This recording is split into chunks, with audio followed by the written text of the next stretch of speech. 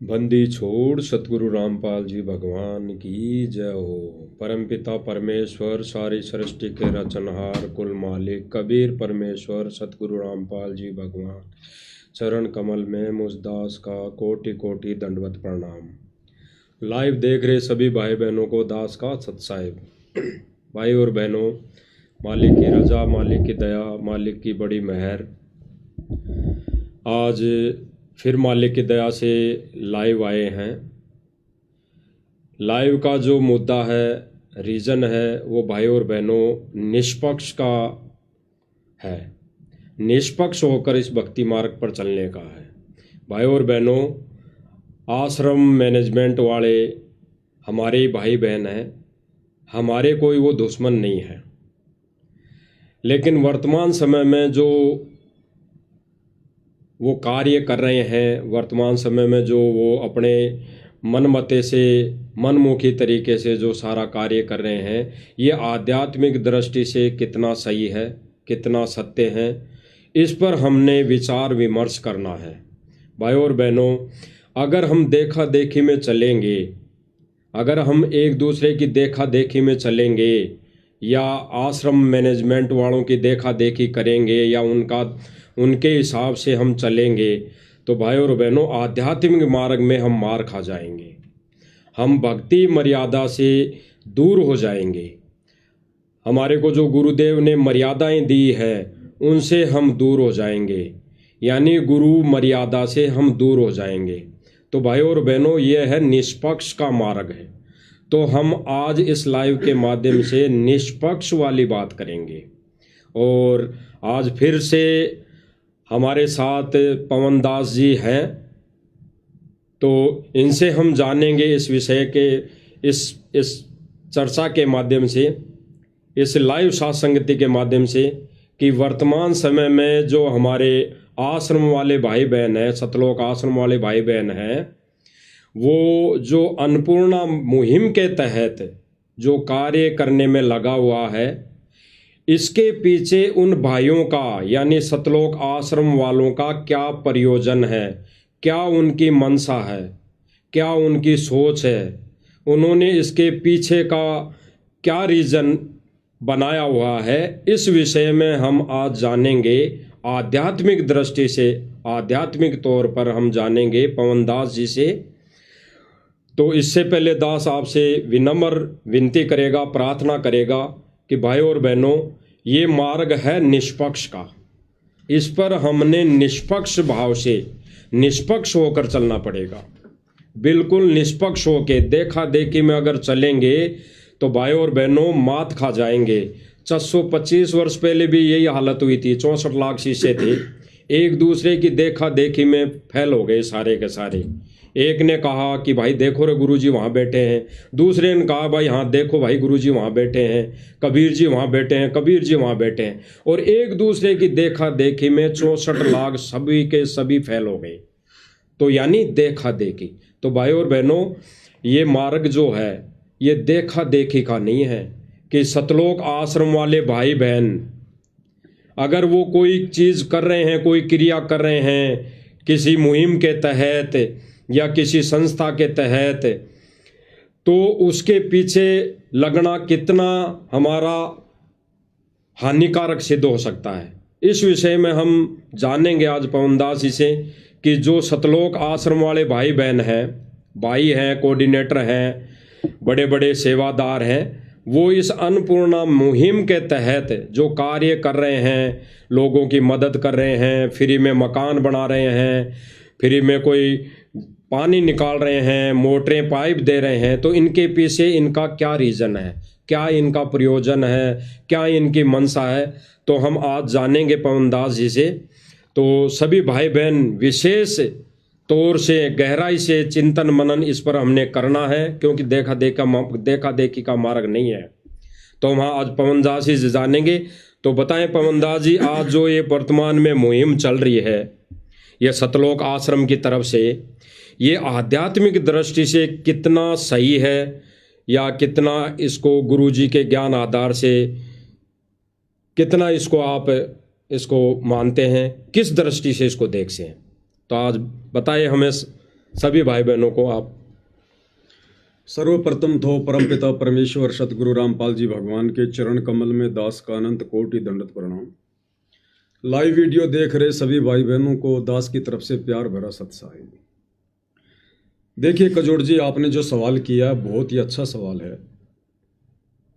कि वर्तमान में परम पूज्य परमेश्वर सतगुरु रामपाल जी का परिवार, सतलोक आश्रम मैनेजमेंट हरियाणा, ये लोग जिस प्रकार से सन 2014 बरवाला कांड के बाद से, सतगुरु रामपाल जी की हिसार जेल जाने के बाद से जिस प्रकार से भक्ति मार्ग पर बहुत सारे कार्य ऐसे किए जा रहे हैं जिन कार्यों का सतगुरु रामपाल जी के भक्ति मार्ग से दूर दूर तक कोई रिश्ता नाता नहीं है। आपने बात की एक अन्नपूर्णा मुहिम की कि इस अन्नपूर्णा मुहिम के तहत सतलोक आश्रम मैनेजमेंट हरियाणा, गुरुदेव का परिवार गरीब लोगों के मकान बनवा रहा है, जो असहाय लोग हैं उनके मकान बनवा रहा है, उनको राशन वगैरह दे रहा है। अभी हरियाणा में पिछले दिनों बाढ़ की समस्या थी, गांव में पानी भर गया था, इन्होंने मोटर और पाइप दे देकर गांव वालों की मदद की है। बहुत अच्छी बात है, किसी की मदद करना कोई बुरी बात नहीं है। लेकिन जब बात आती है सतगुरु रामपाल जी के शास्त्र अनुकूल शत भक्ति मार्ग की, तो इस मार्ग की कुछ मर्यादा हैं, कुछ नियम हैं। मैं बार बार एक उदाहरण देता हूं कि मीठा खाना बहुत अच्छी चीज है, कोई भी व्यक्ति मीठे के लिए मना नहीं करेगा, सबको अच्छा लगता है। लेकिन जिस पेशेंट को या जिस व्यक्ति को शुगर की बीमारी है, डायबिटीज है, उसको हर कोई मना करेगा कि भाई आप मीठा मत खाओ। डॉक्टर भी उसको सलाह देगा कि भाई मीठा मत खाना। इसी प्रकार ये भक्ति मार्ग है। आज से पहले हमने केवल भक्ति का नाम सुना था, हमें यथार्थ भक्ति मार्ग प्राप्त नहीं था। अब हमें सत भक्ति मार्ग प्राप्त हुआ है, सच्चा परमात्मा प्राप्त हुआ है, सच्चा गुरु प्राप्त हुआ है। तो यहां मर्यादा भी कुछ विशेष हैं। यदि हम उन मर्यादाओं में रहकर, गुरु वचन में रहकर इस भक्ति मार्ग पर आगे नहीं बढ़ेंगे तो फिर हम असफल हो जाएंगे, मोक्ष से वंचित रह जाएंगे। तो गुरुदेव ने हमें बताया कि बच्चों, ये इस प्रकार के कार्य करने वाले काल के लोक में काल के व्यक्ति बहुत है। आप सरपंच चुनते हैं, एमएलए चुनते हैं, विधायक चुनते हैं, एमपी चुनते हैं, मुख्यमंत्री चुनते हैं, प्रधानमंत्री चुनते हैं। क्यों चुनते हैं? विकास के कार्यों के लिए, गरीब और असहायों की मदद के लिए, बिजली, पानी, रोड, सड़कें, ये सब ठीक करवाने के लिए। तो गुरुदेव ने कहा कि बच्चों, हमारा मार्ग अलग है, भिन्न है। इन सरकारों की व्यवस्था भी परमात्मा जी ने ही कर रखी है आम जन की सुविधाओं के लिए। तो हम भक्तों का तो सतगुरु रामपाल जी के भक्ति मार्ग को समझकर अब ये कार्य हो जाना चाहिए एकमात्र कि हमने तो किसी भी प्रकार से भक्ति करके, मर्यादाओं में रहकर, गुरु को प्रसन्न करके और इस काल के लोक से बाहर निकलना है, जन्म और मरण के झंझट से बाहर निकलना है, 84 लाख योनियों के कष्ट से बाहर निकलने का हमने प्रयास करना चाहिए। भगत कभी भी इस प्रकार के पचड़ों में नहीं पड़ेगा। गुरु ने हमें समझा दिया कि बेटा, ये काल का 21 ब्रह्मांड, ये कर्म क्षेत्र है, या पाप और पुण्य से सारा व्यवहार चलता है। जिसके पुण्य अधिक है वो सुखी है, जिसके पाप अधिक है वो दुखी है। और हम भगत ना किसी के पुण्य बढ़ा सकते, ना किसी के पाप अपने सिर ले सकते। तो सतगुरु से ये तत्व ज्ञान प्राप्त होने के बाद भगत ने तो इस प्रकार के पचड़ों में पड़ना ही नहीं चाहिए। अगर कोई गरीब है, कोई अमीर है, किसी के सर पर छत है या नहीं है, ये उसके अपने कर्म हैं, उसके अपने पाप कर्म हैं, वो उसने भोगने हैं। हम केवल एक काम कर सकते हैं, उस व्यक्ति तक हम परमात्मा की जानकारी पहुंचा सकते हैं। हम उसको भक्ति का संदेशा दे सकते हैं कि भाई देखो, धरती पर परमात्मा आया हुआ है, सत भक्ति मार्ग शुरू हो चुका है, आप सतगुरु की शरण में आइए, और भक्ति से परमात्मा आपके सारे कष्टों का मर्दन करेगा, आपको सुखी भी करेगा भगवान, आपका मकान भी बनेगा। रास्ता परमात्मा बहुत सारे निकाल देता है। फिर छोटा मोटा भगत का धंधा होता है, उसमें परमात्मा बरकत दे देता है। आपने सेऊ समन की कथा सुनी होगी। सेऊ कितना गरीब था, कितना निर्धन था, क्या सतगुरु को नहीं पता था? क्या सतगुरु के साथ में जाने वाले भक्तों को नहीं पता था? उसके घर पर सतगुरु को खाना खिलाने के लिए आटा भी नहीं था। क्या सतगुरु ने उसके घर की ऐसी दुर्दशा देखकर उसका मकान बनवाया? अपने भक्तों से कहा कि भाई इसका मकान बना दो, इसके घर में राशन डाल दो। तैमूर लंग कितना गरीब था, लोगों की भेड़ बकरियां चराकर दोनों मां बेटे जीवन निर्वाह किया करते थे। क्या कबीर परमेश्वर ने कहा विश्वकर्मा जी को कि इसका मकान बना दो, या अपने किसी अन्य भक्तों को कहा कि भाई इसका तैमूर लंग का मकान बना दो, इसके घर में राशन डाल दो? परमेश्वर ने सबको भक्ति से जोड़ा। उनकी एक विधि है, अध्यात्म की एक प्रोसीजर है। सतगुरु कभी मर्यादा भंग नहीं करता। और जब उन आत्माओं ने भक्ति करनी शुरू की, सतगुरु को प्रसन्न किया, तो सेऊ शमन को परमेश्वर ने इतनी बरकत दे दी, इतनी बरकत दे दी, वो गरीब व्यक्ति उसी जन्म में दिल्ली का 1 नंबर का सेठ बन गया। 1 नंबर का सेठ। तैमूर लंग को परमात्मा ने अहरण के नीचे शौपन में दिखा दिया कि बेटा यहां पर धन छुपा हुआ है, और धीरे धीरे निकालना ताकि किसी को शंका ना हो। उस तैमूर लंग को, जो एक वक्त की रोटी भी बड़ी मुश्किल से पाया करता था, उसको परमात्मा ने भक्ति विधि से अपने तरीके से 7 पीढ़ी का राज्य बख्शीश कर दिया। तो गुरुदेव भगवान कहते हैं कि बच्चों, परमात्मा जब किसी को देता है तो उसके देने की विधि अलग है। एक सत्संग में गुरुदेव ने बताया कि बच्चों, वो परमात्मा भी यदि इस पृथ्वी पर आकर जनसाधारण जैसे ही कार्य करेगा तो फिर काहे का परमात्मा है? तो ये मकान तो सरकार भी बना के दे देती है, मकान तो कोई समाज सेवी संस्था भी बना के दे देती है, मकान गांव के लोग इकट्ठा होकर भी दे देते हैं बना के। तो ये तो जनसाधारण के जैसे कार्य हैं। परमात्मा जब करता है तो इनसे भिन्न करता है, अलग करता है। तो सतगुरुदेव ने हम भक्तों को यही शिक्षा दी है। यदि किसी ने उनकी शिक्षा समझी हो, तो उनके सत्संगों पर विचार किया हो, तो गुरुदेव के तत्व ज्ञान को यदि आधार बनाया हो, तो सतगुरु ने हमें यही शिक्षा दी है कि बच्चों, तुम इस पचड़ों में मत पड़ो। बड़ी मुश्किल से तुम्हारा दाव लगा है, थोड़ा सा समय है। अपनी भक्ति मर्यादाओं में रहकर सतगुरु को प्रसन्न करके, इन श्वासों का सदुपयोग करके, दुनियादारी से मुंह फेर के, और यहां से सतलोक चलने की सोचो, उस दिशा में आगे बढ़ो। ये कार्य तो होते रहेंगे, तुम किन किन का सिर ढकोगे?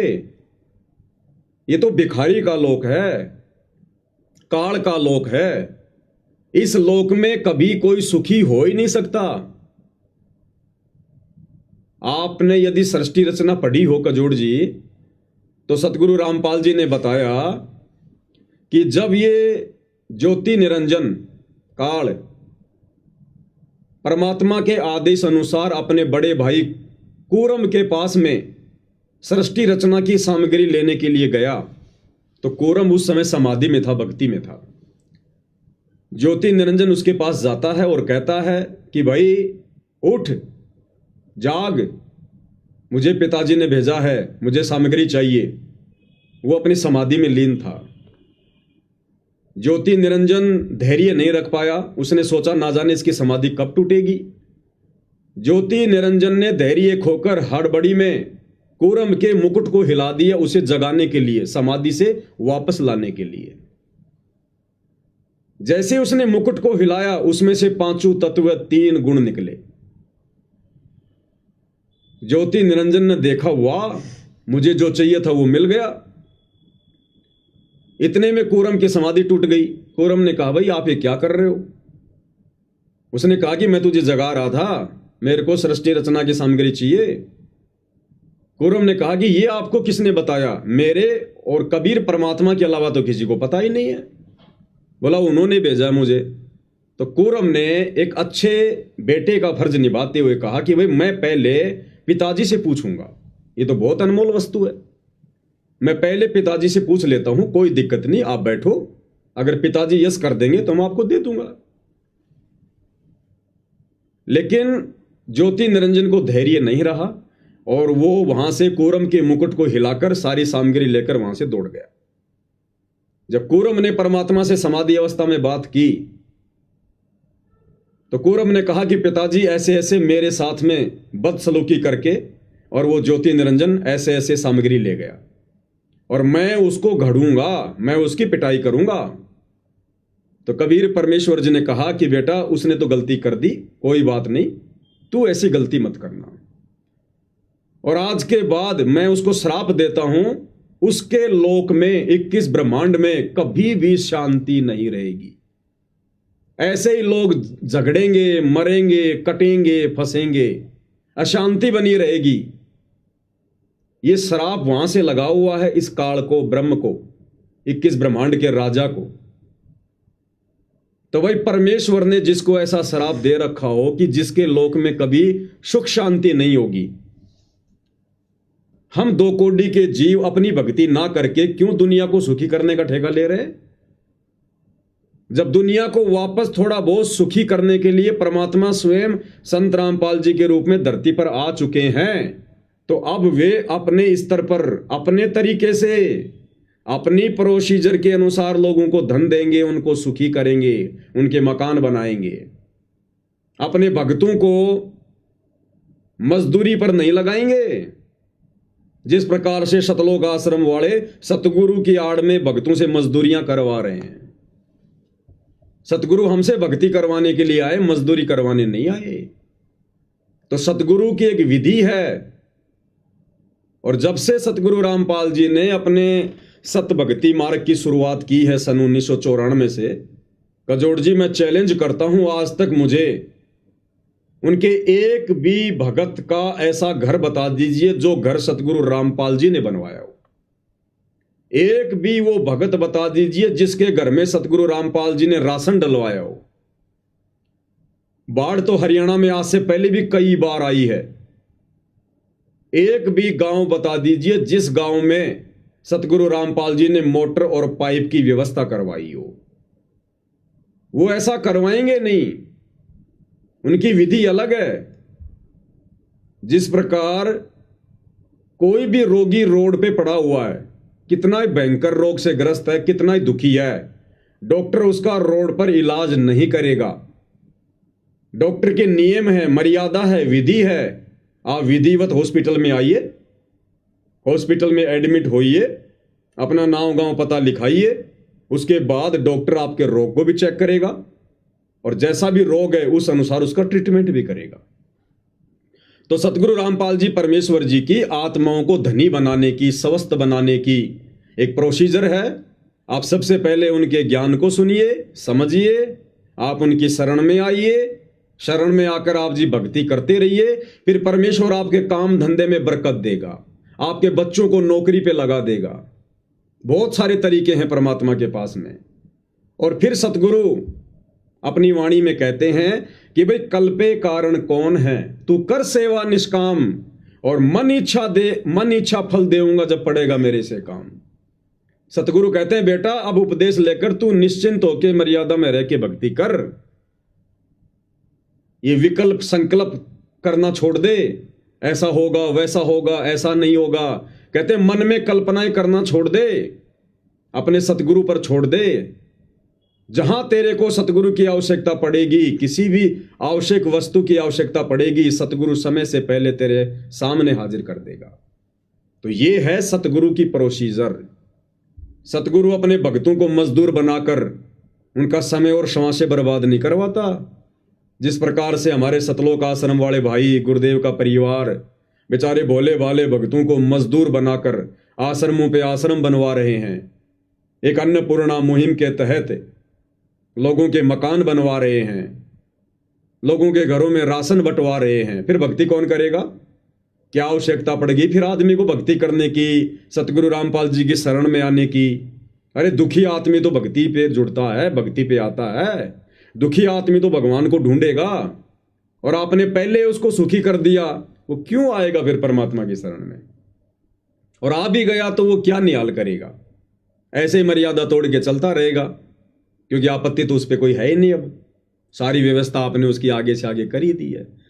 तो सतगुरु रामपाल जी परमेश्वर जी के सतभक्ति मार्ग अनुसार जो प्रोसीजर वर्तमान में अन्नपूर्णा मुहिम के तहत किसी भी प्रकार के कार्य सतगुरु रामपाल जी का परिवार कर रहा है, ये सतलोक आश्रम मैनेजमेंट हरियाणा कमेटी कर रही है, ये गुरुदेव के भक्ति विधान अनुसार बिल्कुल गलत है। भगत समाज के ज्योति पाठ और दान के पैसे की बर्बादी की जा रही है। ये परीक्षा का समय है। काल भगतों को हर प्रकार से मर्यादा तुड़वाकर सतगुरु से दूर करने की कोशिश कर रहा है, और काफी हद तक काल बली अपने इस षड्यंत्र में सफलता भी प्राप्त कर रहा है। क्योंकि नादान संगत भी, जिस प्रकार बिल्ली के आगे कबूतर आंख बंद करके बैठ जाता है, वो हालत इस नादान संगत की हो रही है। अब आपने कहा कि ये जो मकान बनाए जा रहे हैं अन्नपूर्णा मुहिम के तहत, तो भक्ति मार्ग में ये कहां तक सही है, और ये जो मकान बनाए जा रहे हैं इसके पीछे क्या इनका औचित्य है, क्या इनकी सोच है? देखिए कजोड़ जी, मैं स्पष्ट कर देता हूं, अगर सतगुरु रामपाल जी अगर इस प्रकार की किसी अन्नपूर्णा मुहिम के तहत लोगों के मकान भी बनवाना शुरू करेंगे, तो सबसे पहले वो अपने गरीब और निर्धन भक्तों के बनवाएंगे, अपने गरीब और निर्धन भक्तों के बनवाएंगे। बिल्कुल कजोड़ जी, कॉमन सेंस की बात है। आपके घर पर दूध देने वाली गाय है, आपके पड़ोसी के घर पर भी है। आप बाजार से उनका आहार लेके आएंगे, बिनोले लेंगे, खल लेके आएंगे, काकड़े लेके आएंगे, जो पशु आहार होता है।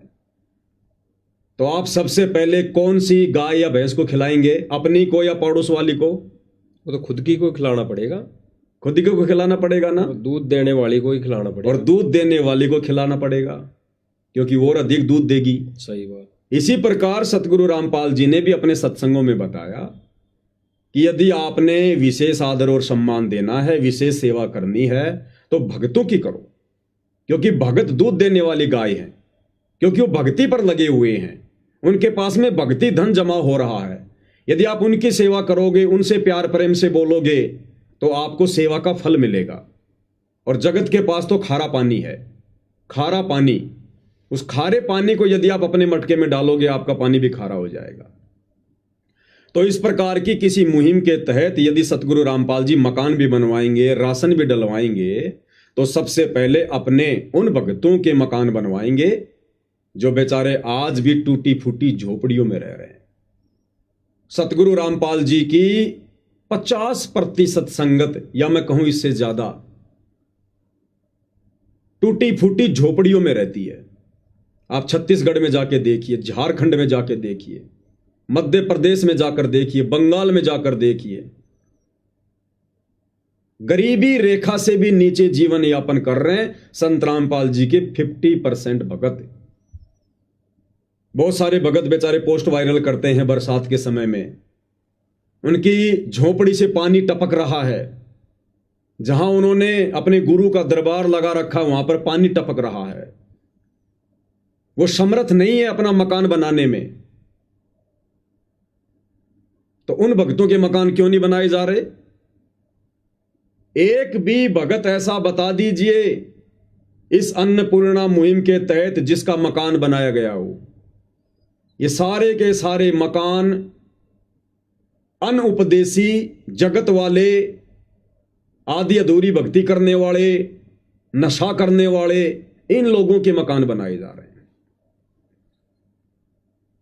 सतलोक आश्रम मैनेजमेंट हरियाणा कमेटी के संपर्क में, उनके रिश्तेदारी में, उनकी जान पहचान वालों के मकान बनाए जा रहे हैं, या फिर किसी गरीब और असहाय का मकान भी बनाया जा रहा है, तो ऐसे गांव में बनाया जा रहा है जहां पर इन आश्रम वालों को पब्लिसिटी मिल सके, इनको वहां पर चौधरी पना मिल सके, इनको मान बढ़ाई मिल सके, इनको गांव वालों का समर्थन मिल सके, इनकी पब्लिसिटी हो जाए। ये ऐसे लोगों के मकान बना रहे हैं। अन्यथा मैं आपको एक वाकया बताता हूं, क्योंकि साध संगति के कार्यक्रमों में बिना सबूतों के, बिना प्रमाणों के कोई बात नहीं होती है। हरियाणा के हिसार जिले के चूली गांव की घटना है। चूली खुर्द, हिसार में पड़ता है गांव, चूली खुर्द। सतगुरुदेव जी के एक बहुत ही पुराने भगत हैं साधु दास जी। साधु दास जी ने भी सतगुरु से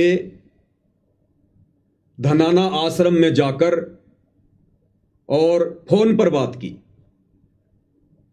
और उन्होंने सतगुरु को अपनी आप बीती बताई, क्योंकि साधु दास जी का घर बिजली के शॉर्ट सर्किट के कारण पूरा का पूरा जल के सवा हो गया। शायद आपने वो वीडियो भी देखा होगा, अन्यथा आपको दिखाएंगे अभी आगे। पूरा घर उनका जल के सवा हो गया, पूरा सामान जल गया। खुद सतलोक आश्रम वाले वहां गए और उन्होंने वहां रिपोर्टिंग की, पूरा वीडियो बनाया, पूरा जायजा लिया। सारा घर बिल्कुल जल के नष्ट। और साधु दास जी ने जब सतगुरु से बात की तो सतगुरु ने हिसार जेल से फोन पर आदेश दिया सतलोक आश्रम वालों को, अन्नपूर्णा मुहिम वालों को, कि भाई आप इस भगत का घर पहले से भी कहीं अच्छा बना दो, पहले से भी बढ़िया घर बनाओ इस भगत का। साधु दास जी बड़े प्रसन्न हुए कि परमात्मा ने दया कर दी, अपने घर पर आ गए। उसके बाद आश्रम वाले गए उस घर का जायजा लेने के लिए। सारा जायजा लिया, सब कुछ देखा। थोड़ा सा मैं पहले आपको वो वीडियो दिखा देता हूं एक बार लाइव में, किस प्रकार से सतलोक आश्रम वाले वहां गए और जो भगत रिपोर्टिंग कर रहा है, जो पत्रकारिता कर रहा है, वो भी भगत है, बाकायदा उसने सब कुछ देखा और क्या कुछ कहा। ये वीडियो आप जी देखिएगा पूरा ध्यान से।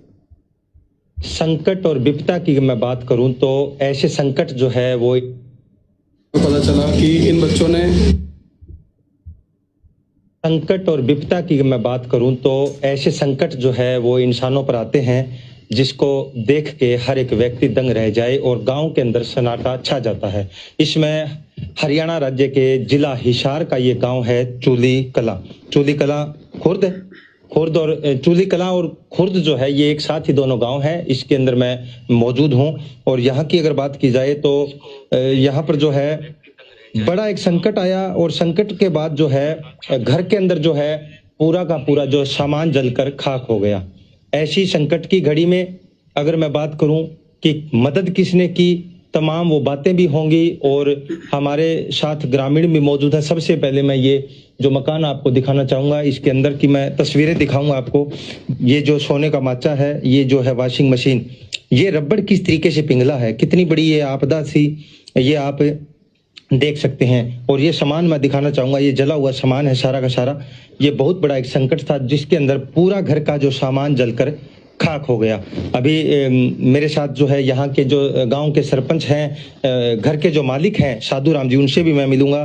छत भी बढ़ गई, इसके वॉशिंग मशीन, एलईडी वगैरह, मतलब बहुत काफी नुकसान सारा। हाँ, सब माचे मुचे और सब।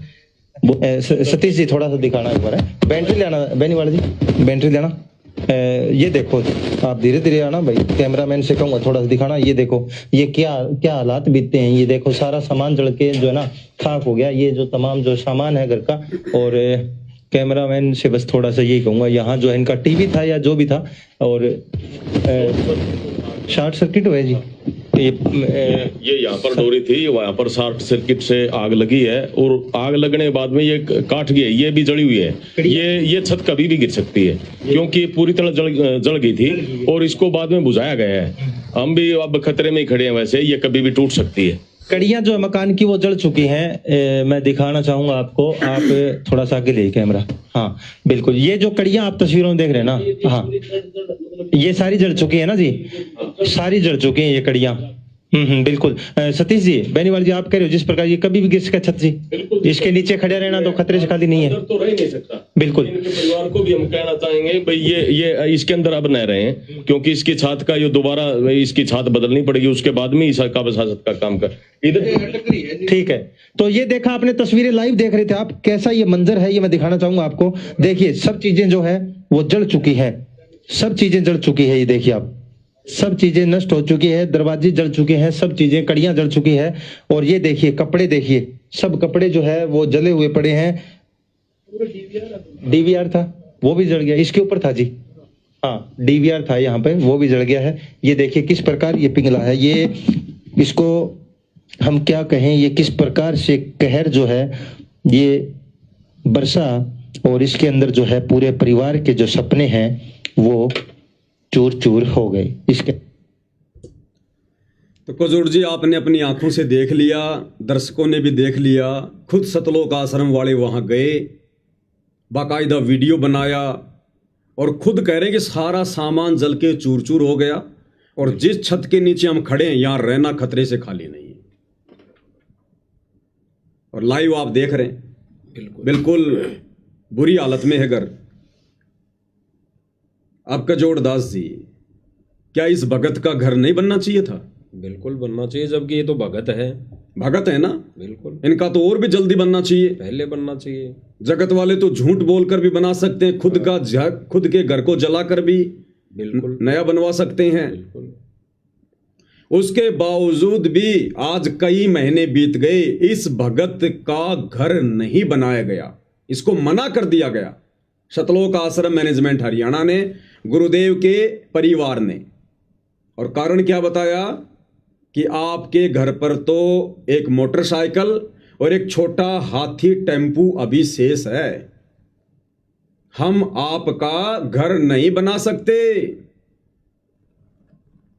भाई, जब सतगुरुदेव जी ने आदेश दे दिया, क्या हिसार जेल में बैठे उस अंतर्यामी भगवान को, ये आश्रम वाले कहते हैं ना वो तो भगवान है, भगवान है, तो भगवान तो अंतर्यामी होता है।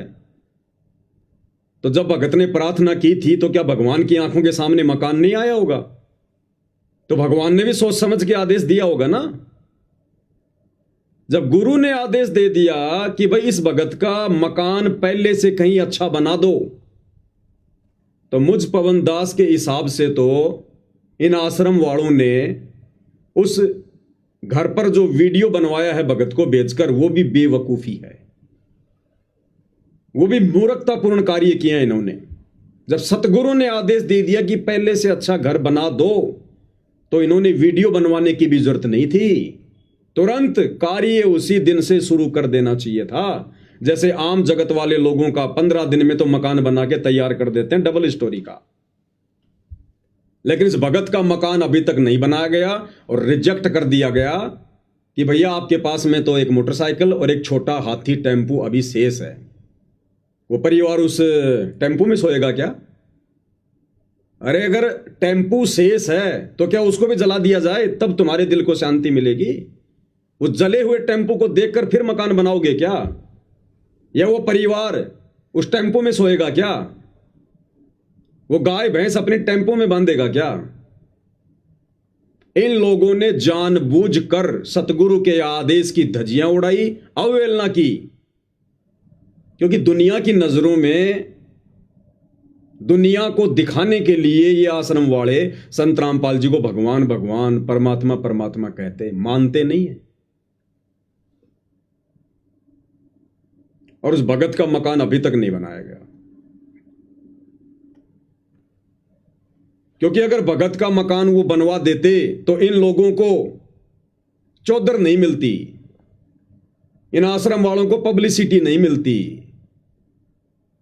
मजा नहीं आता फिर उस भगत के घर का उद्घाटन करने में, किसी गांव के सरपंच विधायक को बुलाकर उसके हाथों में उस घर की चाबी देने में मजा नहीं आता।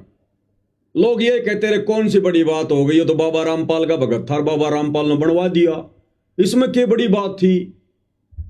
इनको पब्लिसिटी नहीं मिलनी थी, वहां पर जो मान बढ़ाई की इनको भूख है वो नहीं मिलनी थी इनको। तो जानबूझकर इन्होंने अपने गुरु के आदेशों की अवहेलना की, जबकि गुरु ने आदेश दे दिया उस भगत को। उसके बावजूद भी इन लोगों ने अभी तक उस भगत का मकान नहीं बनवाया। ये टोटल मामला चौधरीपणे का है, दिखावे का है, पब्लिसिटी का है, टोटल काल प्रेरणा है। अब मैं आपको दिखाता हूं, दिल्ली में इन्होंने एक मकान बनाया, जबकि वो मकान जला भी नहीं था, आराम से वो परिवार उस मकान में रह रहा था, टाइम पे अपना खाना पीना भी हो रहा था, लेकिन पब्लिसिटी की भूख में और इन लोगों ने वो मकान बनवाया। और कैसी झूठी एक्टिंग करके संगत से और अधिक दान धर्म लेने का ये प्रयास करते रहते हैं। ये गिरीश भगत है, दिल्ली से है, ये वकील है, गुरुदेव के मुकदमों में भी ये वकील बना हुआ है। इसने आश्रम वालों को इंक्वायरी भेजी कि ऐसे ऐसे दिल्ली में मेरे आसपास के मोहल्ले में एक मकान बनाओ, और वो जगत वाले का मकान बनवाने के लिए, जिस मकान की हालत उस साधुदास भगत से बहुत अच्छी थी, चूली खुर्द इसार वाले भगत के घर से बहुत अच्छी हालत थी उस घर की, फिर भी जबरदस्ती इस गिरीश ने आश्रम वालों से कहकर वो मकान बनवा दिया। और कैसी एक्टिंग कर रहा है भाई, साध संगति से जुड़े हुए भक्तों को लठों से मारने वाले, मरवाने वाले। एक समय दिल्ली में साध संगति थी, इसी गिरीश ने अपने साथियों को भेजकर पुलिस वालों की मदद लेकर और उस साध संगति में भक्तों को बुरी तरह से मरवाया, पिटवाया। और आज ये मगरमच्छ के आंसू निकालकर संगत से हमदर्दी प्राप्त कर रहा है। और क्या कह रहा है, इनके वचन सुनिए। परमात्मा कहते हैं, साधु शब्दा परखिए, दुख पड़े घरनार, सूरवीर जद जानिए जब रण बाजे तलवार। और वाणी ही से पहचानिए कुटिल नीत की घात, अंदर की उस गंदगी की फिर निकले मुंह से बात। किस प्रकार का स्टेटमेंट दे रहा है कि जब मैंने इस गरीब परिवार को देखा, मैंने इनसे बातें की, इनकी हालात को देखा, इन्होंने 1 महीने से भोजन नहीं किया, 1 महीने से इन बच्चों ने रोटी नहीं खाई, खाना नहीं खाया। मैंने तुरंत सतगुरुदेव जी को फोन लगाया, प्रार्थना लगाई कि हे गुरुदेव, 1 महीने से इन बच्चों ने भोजन नहीं किया। मतलब गुरुदेव अंधे हैं, गुरुदेव को दिखाई नहीं देता कि दुनिया में कौन भोजन कर रहा है, कौन नहीं कर रहा है। गुरुदेव अंतर्यामी नहीं है, इनको दिखा तो इन्होंने गुरुदेव को दिखाया कि देखो गुरुजी, आप तो आंखें बंद करके बैठे हुए हो, दुनिया में कितनी आपत्ति आ रही है, दुनिया कितनी दुखी है। 1 महीने से इन बच्चों ने भोजन नहीं किया। आप इसकी एक्टिंग देखिए एक बार, ये मगरमच्छ के आंसू देखिए आप एक बार, जिन आंसुओं के पीछे ये नादान संगत बेचारी पागल होकर इनको ज्योति पाठ और दान का पैसा देकर अपने कर्म फोड़ रही है। ध्यान से सुनिए। क्या कहना चाहेंगे? अभी इनका बाथरूम भी ऊपर है, इन बच्चियों को आने जाने में दिक्कत होती है। देखिए, कह रहा कि गिरीश जी आप क्या कहेंगे, इन बच्चियों का बाथरूम ऊपर है, इनको आने जाने में दिक्कत होती है। भगत का तो मकान जल गया, उसमें दिक्कत नहीं। और वो दिल्ली वाला परिवार जिसके घर के ऊपर उनका बाथरूम, कह रहा इनको ऊपर जाकर बाथरूम करने में भी दिक्कत हो रही है, बाथरूम भी नीचे बनवा दो। गजोड़ जी एक्टिंग ध्यान से सुनिएगा। ये तो अच्छा हुआ ये लोग बंबई की तरफ नहीं गए, नहीं तो सलमान खान को और इन सबको तो इस्तीफा ले लेना पड़ जाता। सुनिएगा।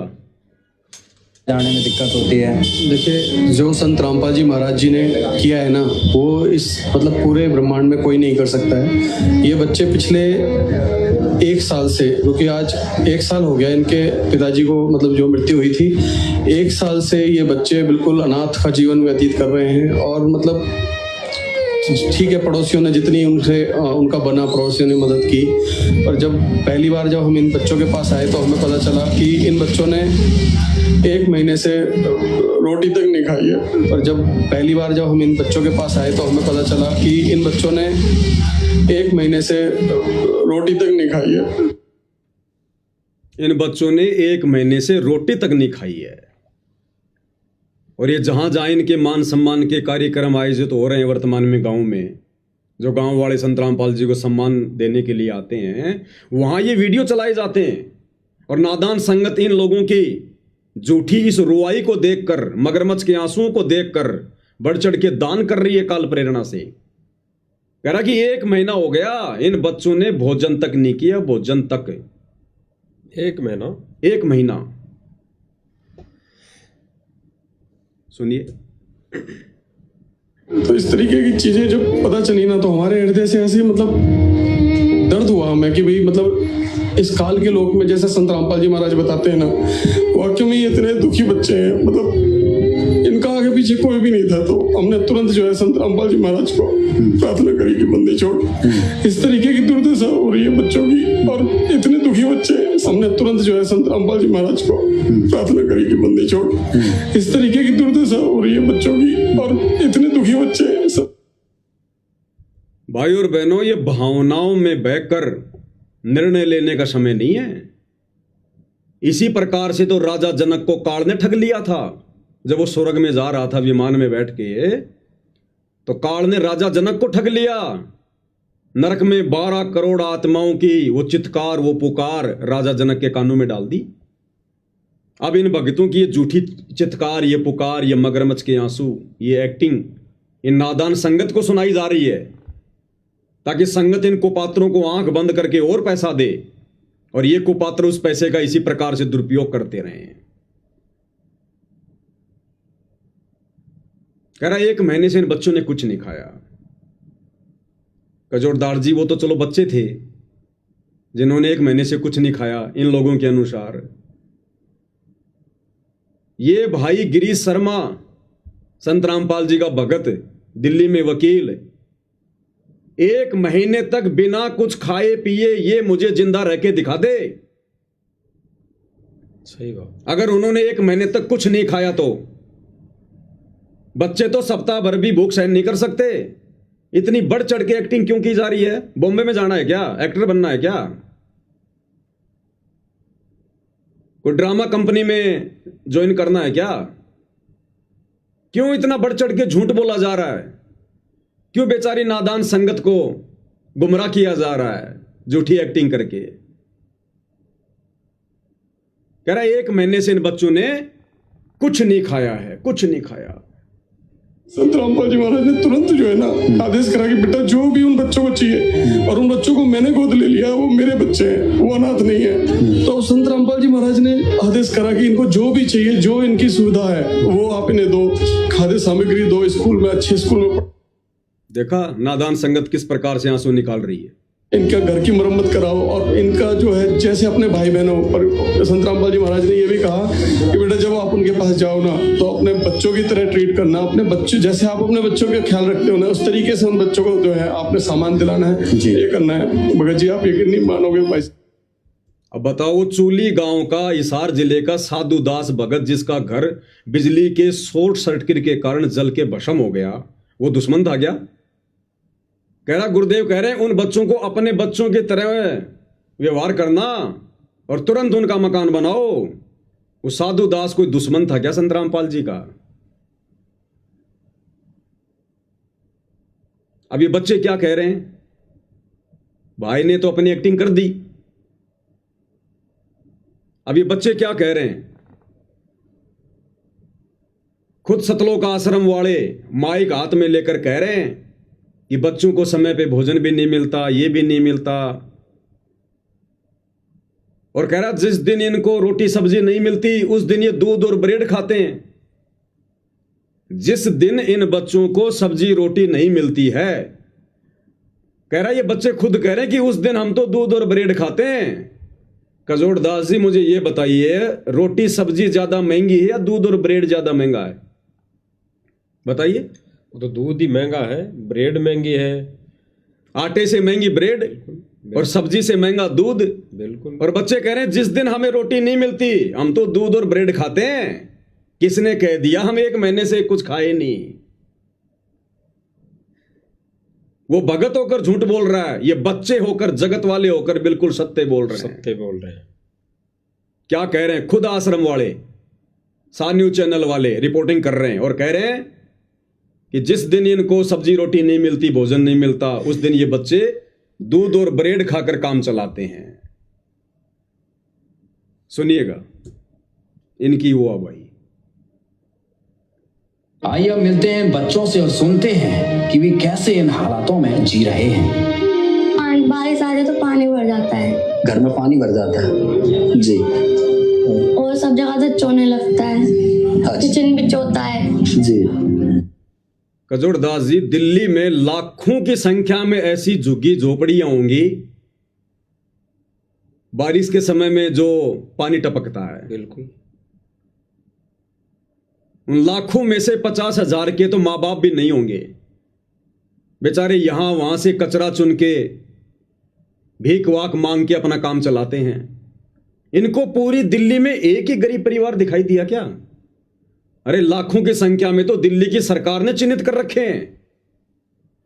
अगर इनको नहीं मिल रहे हैं तो दिल्ली की सरकार से जाके बायोडाटा ले लो, अगर तुम्हें इतनी ज्यादा हमदर्दी हो रही है तो।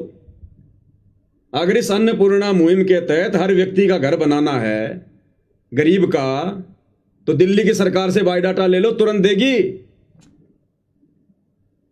पूरी दिल्ली में इनको एक ही घर दिखाई दिया अभी तक। मैं तो इन भाइयों को कहता हूं कभी सुबह सुबह फ्रेश होने के लिए अपने घर से बाहर निकलकर दिल्ली की रेलवे लाइन पर जाइए और आपको कई किलोमीटर तक आपको ऐसे ऐसे घर और मकान और लोग दिखाई देंगे जिनकी हालात इन बच्चों से भी गई गुजरी है। कईयों के पास तो घर ही नहीं है, घास फूस डाल के झोपड़ी बना के रह रहे हैं। तो बनाओ ना मकान। रोटी कपड़ा शिक्षा और मकान हर किसी को देगा कबीर भगवान। क्यों नहीं दे रहा कबीर भगवान? पैसे की कमी आ गई कबीर भगवान के पास, मजदूरों की कमी आ गई कबीर भगवान के पास। ये केवल एक दिखावा है, एक ढोंग है, एक ड्रामा है, कुछ अपनी मान बढ़ाई के लिए, अपनी चौधर के लिए। और ज्यादातर ये काल भक्तों की मर्यादा तुड़वाकर इस प्रकार के ड्रामे करवा रहा है। मेन मकसद है आत्माओं की मर्यादा तुड़वाना, सतगुरु के वचन की अवहेलना करवाना। इस परीक्षा के समय में भगत अपनी श्वासों का, अपने समय का सदुपयोग ना कर लें, उसके लिए काल ने इन आश्रम वालों को खड़ा कर रखा है। और ये नादान संगत बेचारी षड्यंत्र को समझ नहीं रही है। ये सूक्ष्म मार्ग है सतगुरु का। काल कसाई तक तक मारे, पग पग पे यो बाणा। संगत समझ नहीं पा रही षड्यंत्र को। इसीलिए तो परमात्मा कहते हैं कि अनंत कोटि बाजी जहां मैंने रचे सकल ब्रह्मांड, और गरीब दास मैं क्या करूं यो काल करे जीव खंड। जबरदस्ती तो परमात्मा भी नहीं करेगा यहां कर। और अंत में सतगुरु यही कहता कि भाई मैं क्या कर सकता हूं बच्चों, मेरा भी काल के साथ एग्रीमेंट है। मैंने तुम्हें ज्ञान दे दिया, समझाने में कोई कमी नहीं छोड़ी, मर्यादा बताने में कमी नहीं छोड़ी। अब यदि तुम मेरे वचन की अवहेलना करोगे, देखा देखे में भेड़ चाल में मेरे परिवार की पूंछ पकड़ के चलोगे, मेरे ज्ञान को आधार नहीं बनाओगे, काल के सूक्ष्म जाल में फंसोगे, तो भैया मैं कुछ नहीं कर सकता। मेरा तो काल के साथ वचन है कि परमात्मा आप नीचे जाना, अपना ज्ञान समझाना, जो आपके ज्ञान को माने, आपकी मर्यादाओं में रहे, उसी को सतलोक लेकर जाना, बाकी को छोड़ देना। तो गुरु क्या करे भाई? इसलिए गुरु कह रहा है गरीबदास मैं क्या करूं यो काल करे जीव खंड।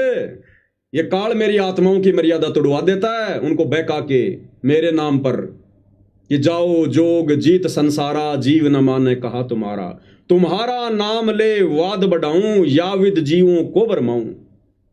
कि तेरा ही नाम ले लेके तेरे भक्तों को भ्रमित करूंगा। अगर संगत इन वचनों को ध्यान से सुन लेती, चिंतन मनन कर लेती गुरु के वचनों पर, सत्संगों पर, आज ये नादान संगत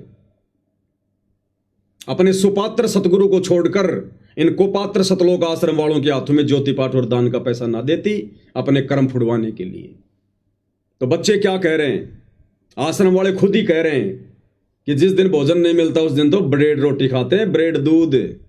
जी और जैसे ऊपर लैट्रिन तो टूटी हुई है, लेटरिन भी टूटी है, हाँ जी देखा बेटा। तो बस। और बेटा खाने पीने का कैसे चलता है? जब खाने पीने का होता है तो हम खा लेते, नहीं होता है तो ले आते हैं। अगर कुछ मिल जाता है, कोई दे जा तो खा लेते हैं, ना तो दूध ब्रेड खा के अपना काम चला लेते हैं। बेटा आपको क्या तकलीफ है? कहते कुछ खाने को मिल जाता तो ठीक है, नहीं तो दूध और ब्रेड खा के अपना काम चला काम लेते हैं। चला लेते हैं। मतलब बच्चों ने ये नहीं कहा कि हम भूखे मर रहे हैं, 1 महीना हो गया हम भूख से मर रहे हैं। उन बच्चों ने नहीं कहा कि तुम हमारा मकान बनाओ, हमारे घर में राशन डालो, नहीं। काल बहुत चतुर है। जब कल को ये बातें ऊपर होंगी धर्मराज के दरबार में तो काल कह देगा जी मैंने कौन से दिन कहा था कि जी जो आपकी शरण में नहीं है, जो मेरे अंडर में है, आप उनका मकान बनाओ। मेरा और आपका तो एग्रीमेंट था कि जो भक्ति करेगा वो आपका, उसके लिए आप जो मर्जी करो, और जो भक्ति नहीं करेगा वो मुझ काल का। आप दखलंदाजी मत करना बीच में। फिर आपने क्यों जबरदस्ती मकान बनवाए? क्यों जबरदस्ती आपने उनके घर में राशन डलवाया? जैसे उनके कर्म थे वो भोग रहे थे। अगर आपने राशन डलवाना था, आपने मकान बनवाना था, पहले आप उनको अपने शरण में लेते, पहले आप उनको अपना बनाते। ये काल इस प्रकार से कर्मों में फेरबदल करवा के, हेरा फेरी करवा के, वर्तमान में इन आश्रम वालों के माध्यम से नादान संगत की मर्यादाएं तुड़वा रहा है। ये सारा का सारा मामला चौधर का है, मान बढ़ाई का है। इन सतलोक आश्रम वालों की बुद्धि पूरी तरह से भ्रष्ट है, काल प्रेरित है। इस नादान संगत को समझ में नहीं आ रही है ये बात है। और जिस समय नादान संगत को समझ में आएगी उस समय ये संगत वापस भक्ति मार्ग पर नहीं आ सकती। सतगुरु की पहुंच से बहुत दूर निकल चुकी होगी।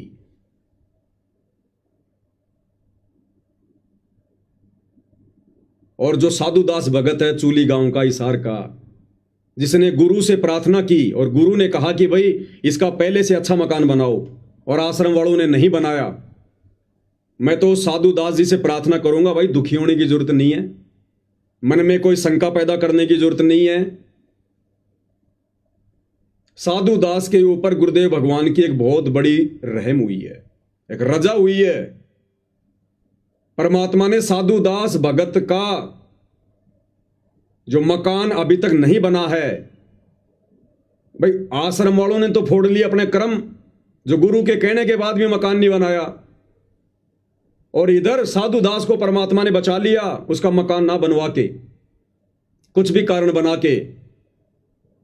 अन्यथा ये भार साधुदास के ऊपर चढ़ता, संगत का साधुदास के ऊपर। वो मकान जितने का भी बनता, 2 लाख का, 5 लाख का, 10 लाख का, वो सारा का सारा भार इस साधुदास भगत के सिर पर रखा जाता। क्योंकि ये तरीका नहीं है सतगुरु का अपने भगत को सुखी करने का, किसी का मकान बनवाने का। तो साधुदास भगत के ऊपर तो बहुत बड़ी रजा हुई है, मेहर हुई है कि परमात्मा ने उसको बचा लिया संगत का भार उसके ऊपर चढ़ाने से। और मकान तो भगत का बनेगा ही, आज नहीं तो 6 महीने बाद में बन जाएगा। परमात्मा 100 तरीके और निकाल देगा। भक्ति करने वालों के साथ भगवान है। लेकिन साधुदास की भी यहां एक गलती रही, उसने सतगुरु के ज्ञान को आधार ना बनाकर और इस अन्नपूर्णा मुहिम को देखकर जबरदस्ती अपने मुंह में पानी भर लिया, लालच में आ गया। थोड़ी सी नादानी दिखा दी उसने, अपने गुरु पर विश्वास नहीं किया। उसने सौपन में भी इस प्रकार से अपने गुरु से डिमांड नहीं करनी चाहिए थी। सौपन में भी भक्ति करनी चाहिए थी। अगर साधुदास भगत जी ने रंका और बंका की कहानी को आधार बनाया होता, रंका और बंका दोनों पति पत्नी सतगुरु का सत्संग सुनने गए हुए थे। गरीब परिवार था, एक झोपड़ी थी, साथ में एक बेटी थी वंका। सत्संग सुन रहे थे, पीछे से बेटी दौड़ के गई और कहा कि पिताजी पिताजी, माताजी माताजी। उन्होंने पीछे मुड़कर देखा, बोला क्या हुआ, इतनी जोर से क्यों चिल्ला रही है, सत्संग में भंग पड़ गया। बेटी ने कहा कि झोपड़ी में आग लग गई, सब कुछ जल के खाक हो गया। तो रंका बंका ने देखा कि भाई अगर ये झोपड़ी ना होती तो सत्संग में भंग ही ना पड़ता। उन दोनों ने कहा कि बेटी क्या बच गया। तो वंका ने कहा कि माता पिताजी एक खाट बच गई जो बाहर रखी हुई थी पेड़ के नीचे, बाकी सब जल के खाक हो गया। तो रंका बंका ने क्या कहा, विचार करना, सामने सतगुरु बैठे सत्संग कर रहे हैं, परीक्षा थी उन आत्माओं की। गरीब परिवार, एक झोपड़ी, सारा सामान जल गया, अनाज जल गया, और अपनी बेटी से कह रहे हैं कि बेटी और क्या बच गया। बोला जी एक चारपाई बची है जो बाहर थी। दोनों बोले उसको भी आग में डाल दे,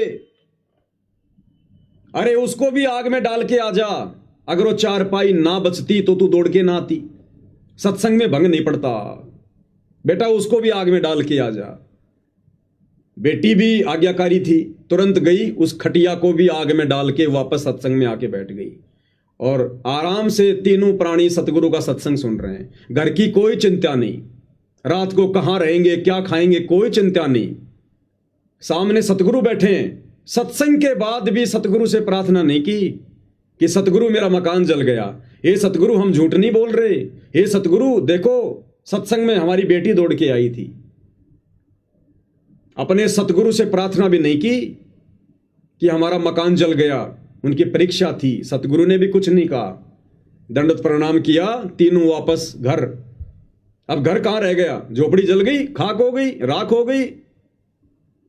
पूरी रात झोपड़ी के आगे जो पेड़ था उसके नीचे बैठे रहे और परमात्मा की चर्चा करते रहे कि देखो आज सतगुरु ने कितना अच्छा ज्ञान बताया, सतगुरु ने नजर निहाल कर दिया।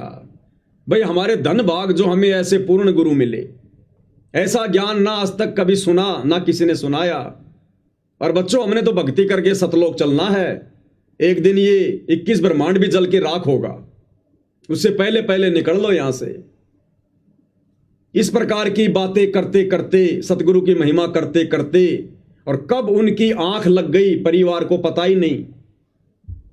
उस पेड़ के नीचे बैठकर झोपड़ी का रोजना नहीं रोया कि हमारी झोपड़ी जल गई, हे भगवान अब हम क्या करेंगे। आगे की प्लानिंग नहीं करी कि कल को कहां जाएंगे, कहां से पूड़े लेके आएंगे, हैं फिर झोपड़ी बनाएंगे, कुछ नहीं सोचा। और जब सुबह उनकी आंखें खुली तो देखा कि एक झोपड़ी जली थी, 2 झोपड़ी बनके तैयार खड़ी हैं, 2 झोपड़ी नई। उन्होंने झोपड़ी में प्रवेश भी नहीं किया। आकाशवाणी हुई कि बच्चों ये झोपड़ी मैंने बनाई है तुम्हारे लिए। आकाशवाणी पे विश्वास नहीं किया, बोला पहले अपने सतगुरु से पूछेंगे, उसके बाद में झोपड़ी में प्रवेश करेंगे। तीनों प्राणी आश्रम में गए, सतगुरु को पूरी कहानी बताई। सतगुरु ने कहा बेटा ये तुम्हारी परीक्षा थी, वो झोपड़ी मैंने बनाई, और बेटा तुम्हारे विश्वास को देखकर कि तुमने झोपड़ी का रोजना अपने गुरु से नहीं रोया कि मेरी झोपड़ी जल गई, मेरी झोपड़ी जल गई। तुमने केवल परमात्मा की भक्ति की सोची, चर्चा की सोची, महिमा की तुमने। बेटा मैं चाहता तो सोने की भी बना सकता था, और जाओ वो झोपड़ी मैंने बनाई, आराम से रहो। फिर अपना गुरु का आदेश पाकर झोपड़ी में रहे। तो साधु दास भगत जी भी यहां थोड़ी सी मार खा गए, या तो उन्होंने सत्संग नहीं सुने या सुनकर विचार नहीं किया। अरे सतगुरु से झोपड़ी थोड़ी मांगनी है भगत ने। हर सत्संग में गुरु मना करता, बेटो कार कोठी मत मांगो, कार कोठी मत मांगो, बड़ी मुश्किल से तुम्हारा दाव लगा है, कलयुग की पिछली पीढ़ी में मांगने वाली चीज मांगो। भक्ति दान मोहे दीजियो देवन के देवा हो, भक्ति दान मोहे दीजियो देवन के देवा हो, जन्म पाया भूलो नहीं करहूं पद सेवा हो। और हर एक चौपाई में परमात्मा ने क्या संदेशा दिया, कि अष्ट सिद्धि और 9 निधि बैकुंठ का वासा हो, और सपने में इच्छा नहीं करूं गुरु आण तुम्हारी हो। ये परमात्मा, मैं ना आपसे 9 सिद्धि मांगू, ना 9 रिद्धि मांगू, मैं आपसे बैकुंठ भी नहीं मांगता। बैकुंठ में तो महल है बड़े बड़े, झोपड़ी तो बहुत छोटी चीज है। केवल आपकी भक्ति मांगूंगा, मर्यादा मांगूंगा। आगे कह रहे, सुख संपत्ति परिवार धन और सुंदर नारी हो, और सपने में इच्छा नहीं करूं गुरु आण तुम्हारी हो। ये परमात्मा, मुझे इस गंदे लोक की कोई सांसारिक वस्तु नहीं चाहिए, कोई सुख नहीं चाहिए, मुझे कोई झूठी संपत्ति नहीं चाहिए, मुझे केवल आपकी भक्ति चाहिए। और साधु दास जी ने क्या मांगा परमात्मा से? वो भी कलयुग की पिछली पीढ़ी में, जिस समय हम 24 घंटे सत्संग सुन रहे हैं। रंका बंका 24 घंटे सत्संग नहीं सुनते थे। उस समय मोबाइल नहीं थे, मेमोरी कार्ड नहीं थे, सीडी डीवीडी नहीं थी, वो वैज्ञानिक युग नहीं था। फिर भी उन आत्माओं ने ज्ञान का परिचय दिया। तो यहां साधु दास जी ने तो गलती कर दी अपने गुरु से इस प्रकार की बातें कह के मकान बनवाने की, लेकिन सतगुरु दयालु है। सतगुरु ने फिर भी अपने भगत का मकान ना बनवाकर उसको बचा लिया, और सतगुरु के आदेश की पालना ना करके आश्रम वाले उल्टा दोषी बन गए। तो भगत साधु दास को इस गलती के लिए, अगर वो लाइव वीडियो देख रहे हो तो मेरी प्रार्थना है, इसी समय सतगुरुदेव जी को दंडोत करके इस गलती की क्षमा याचना मांगे। ये परमात्मा, आगे से इस दास से ऐसी गलती नहीं होगी। ये मालिक, ये तो झोपड़ी जली है, आप अगर रोड पर बैठा कर भी भक्ति करवाओगे, केवल भक्ति मांगूंगा। अपनी वाणी में क्या कहा परमात्मा ने कि नाम सहित बेवतन भला जो दर दर मांगे भीखा। अरे क्या हुआ छत्र की छाया चालई और राजपाट दिल्ली का। सतगुरु कहते हैं, बच्चों, यदि तुम्हें नाम मिला हुआ है, भक्ति तुम्हें प्राप्त है, और यदि किसी कारण से तुम्हारे को देश निकाला भी दे दिया जाए, और यदि तुम्हारे को मजबूरी में भीख का कटोरा हाथ में लेकर मांग मांग के खाना पड़े, तो भी बच्चों निराश मत होना। अपने गुरु में भक्ति में कोई दोष मत देखना, क्योंकि तुम्हें दुनिया की सबसे बड़ी संपत्ति ये नाम प्राप्त है। गुरु समान दाता नहीं और याचक शिष्य समान, भाई 3 लोक की संपदा सो गुरु दीनी दान।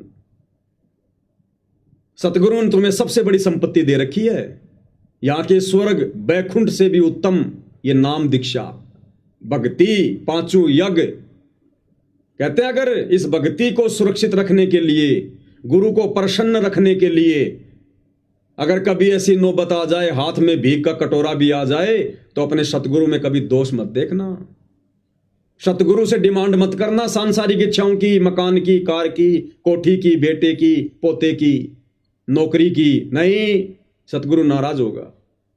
इस कलयुग की पिछली पीढ़ी में पूरा खुलासा करने के बाद, पूरा तत्व ज्ञान देने के बाद, और फिर भी तुम सतगुरु से क्या मांग रहे हो? तो साधु दास जी को परमात्मा ने बचा लिया, अन्यथा लाखों भक्तों का पैसा लेकर ये लोग इस प्रकार की मुहिम चला रहे हैं। और यदि साधु दास का ये मकान बन जाता तो परमात्मा पर साधु दास का अविश्वास समझा जाता, और हर एक भगत का भार साधु दास पे चढ़ता। इस कलयुग की पिछली पीढ़ी में पार नहीं हो पाता, और पार नहीं हुआ तो अगले जन्म में ना जाने किसी भगत का तो गधा बनता, किसी का सूअर बनता, किसी का बैल बनता, किसी का ऊंट बनता, सबका चुकाना पड़ता। तुमने उस दरगाह का महल नहीं देखा, धर्मराज का तिल तिल का लेखा। तो ये साधु दास जी पर बहुत बड़ी मेहर हुई है गुरुदेव की। ऐसे मकान तो परमात्मा लाख बनवा देगा। अगर ज्यादा ही मन में इच्छा है तो भगवान तुम्हें बहुत बड़ा रियल एस्टेट का बिल्डर बना देगा। लेकिन सत्संग को आधार बनाना, ऐसी इच्छा कभी मन में मत करना। गुरुदेव ने सम्मन की कथा बताई। सम्मन ने सतगुरु को भोजन करवाने के लिए आटा चोरी करते समय अपने बच्चे की गर्दन काट दी, और गर्दन काटने के बाद में सम्मन के मन में जरा सा दोष आ गया। उसको दोष तो नहीं कह सकते, लेकिन मन में जरा सा विक्षेप आ गया, एक बात आ गई मन में कि यदि आज मैं पैसे वाला होता, यदि आज मैं धनी होता, यदि आज मेरे पास में धन होता, तो मैंने अपने बेटे की गर्दन नहीं काटनी पड़ती। बस इतनी सी बात उसके मन में आई थी कि आज यदि मेरे पास में धन होता, परमात्मा ने उसकी वो इच्छा भी पूरी करनी पड़ी और उसी जन्म में उसको दिल्ली का 1 नंबर का सेठ बना दिया। गुरुदेव कहते हैं सेऊ और नेकी तो पार हो गए, लेकिन वो भाई फंस गया मन में जरा सा विक्षेप पैदा करके। जबकि साधु दास जी ने तो मकान मांग लिया भगवान से, मकान। और फिर अगले जन्म में वो ही सम्मान वाली आत्मा 9 शेरवा का बादशाह बना, 80 गंज खजाने। फिर अगले जन्म में बलक बुखारे का बादशाह बना वही सम्मन, जिसके ठाट बाट को देखकर देवताओं का राजा इंद्र भी शर्मा जाता था। तो ये तत्व ज्ञान सतगुरु ने क्यों दिया हमें? इसको आधार बनाकर भक्ति मार्ग पर आगे बढ़ने के लिए, आंख बंद करके चलने के लिए नहीं। अरे आंख बंद करके तो सतगुरु का परिवार खूब चल रहा है। आंख बंद करके तो शतलोक आश्रम मैनेजमेंट हरियाणा खूब चल रहा है। और हम भगत भी अगर इसी प्रकार से आंखें बंद करके चलेंगे भक्ति मार्ग पर, तो सतगुरु को फिर कौन से दिन प्रसन्न करेंगे? क्या वही गलतियां करते रहेंगे जो गलतियां हम आज से पहले करते आ रहे हैं, सतगुरु को दुखी करते आ रहे हैं? अरे बड़ी मुश्किल से सतगुरु रीझा है, पता नहीं कौन से सौभाग्य से प्रसन्न हुआ है। कलयुग की बिचली पीढ़ी में आके हम डूबते हुओं को सहारा दिया है, और आज मोक्ष मांगने के बजाय कार कोठी बेटा बेटी मांगते मांगते मर जाएंगे क्या? हमारी ये इच्छाएं, ये हवस कौन से दिन पूरी होगी फिर? जहां इच्छा, जहां आशा तहां बासा हुई, मन कर्म वचन सुमरियो सोई। हम तो फंस जाएंगे, यही काल फंसा लेगा, वो तो तैयार बैठा है, सावधानी हटी दुर्घटना घटी। तो कजोड़ दास जी, ये बहुत बड़ी एक दया, एक बहुत बड़ी मेहर मुझ पवन दास की नजरों में साधु दास जी के ऊपर हुई है। और आश्रम वालों ने गुरु के आदेश की अवहेलना करके उस भगत का मकान ना बना के अपने कर्म फोड़ लिए, और अनुपदेशी जगत वालों के फ्री में मकान बना बना के इस नादान संगत के सिर पर भार चढ़ा रहे हैं। भाई सतगुरु ने हमें क्या आदेश दिया कि बच्चों, ना हमने किसी का फ्री का लेना, ना किसी को फ्री में देना। ये आश्रम वाले क्या कर रहे हैं? अरे ऐसे वचन अपने भक्तों को कहने वाला भगवान गुरु क्या आज खुद अपनी जुबान से फिरेगा? क्या फ्री में अपने भक्तों के दान धर्म से लोगों के मकान बनवाएगा, लोगों के घरों में राशन डलवाएगा? फिर तो सतगुरु दोगला हो गया इन लोगों के अनुसार। तो भाई साध वचन पलटे नहीं, चाहे पलट जाए ब्रह्मांड। सतगुरु ने जो वचन भक्ति मार्ग पर निकाल दिए, क्योंकि सत्संग उनका विधान है।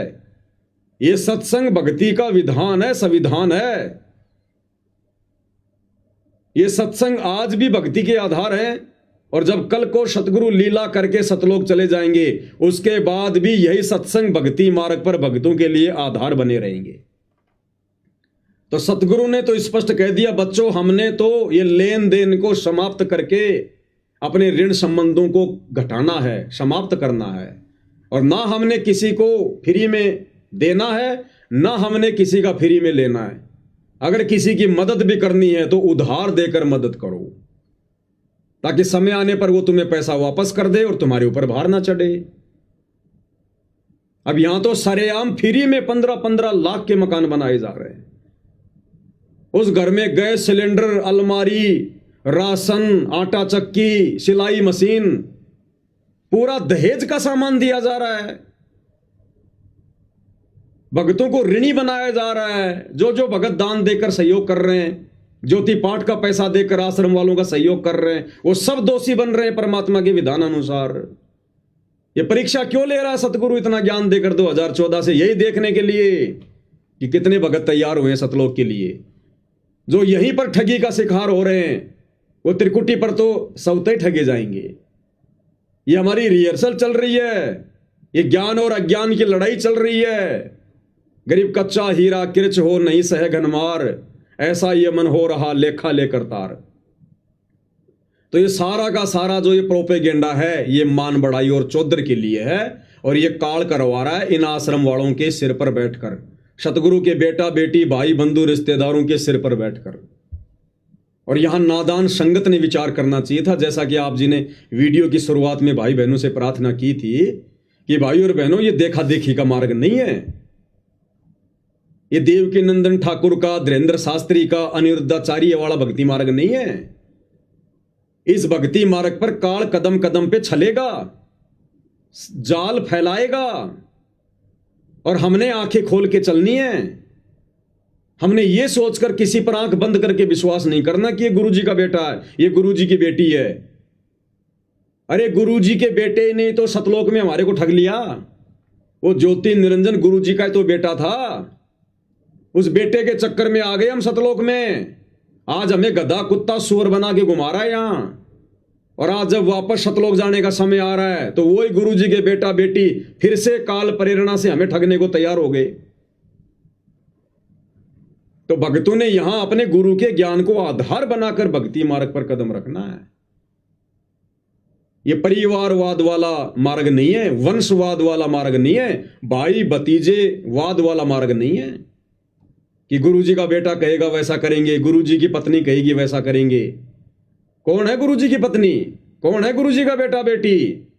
गुरुदेव ने स्पष्ट कर दिया, बच्चों यदि तुम मुझे परमात्मा मानते हो, कबीर साहब मानते हो, तो कबीर साहब इस गंदे लोक में कोई ये अंडे देने के लिए नहीं आता, यानी बच्चे पैदा करने नहीं आता।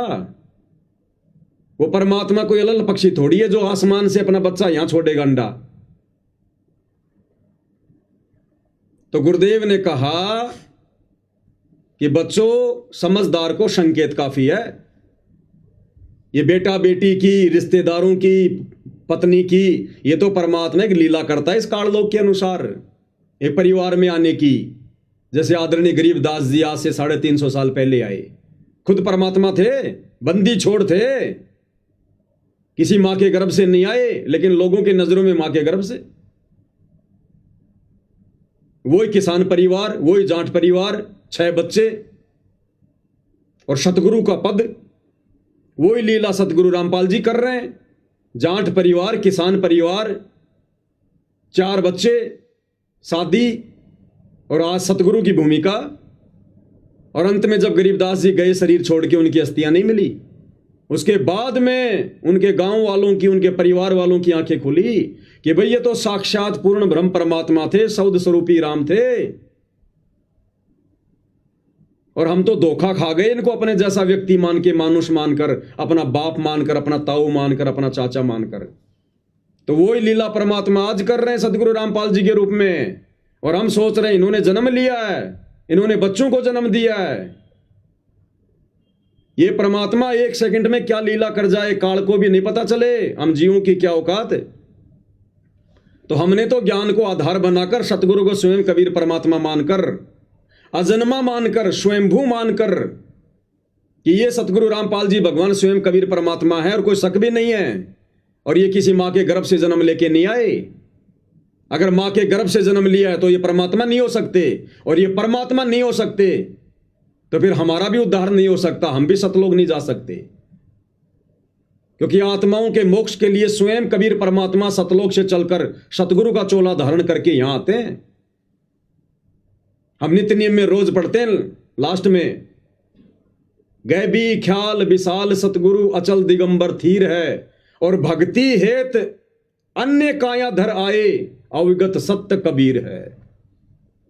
तो ये वो कबीर परमात्मा स्वयं धरती पर प्रकट है। ब्याह शादी करने की, बच्चे पैदा करने की मालिक लीला करता है, जैसे गरीबदास जी ने की। ये अपनी पहचान अपने तत्व ज्ञान से करवाएगा, और संगत यहीं पर धोखा खा गई। संगत ने सतगुरु के कलयुगी परिवार की पूंछ पकड़ ली, उस परिवार ने काल की पूंछ पकड़ रखी है। अब अंत में संगत को कहां ले जाके छोड़ेंगे ये? समझदार भगत को तो संकेत ही काफी है। तो मुझे तो इनकी हरकतों को देखते हुए, इनके मनमाने आचरण को देखते हुए, क्योंकि इस प्रकार की ये मुहिम, ये काल की मुहिम हो सकती है, सरकारों की मुहिम हो सकती है, इस प्रकार की मुहिम संतों की नहीं होती।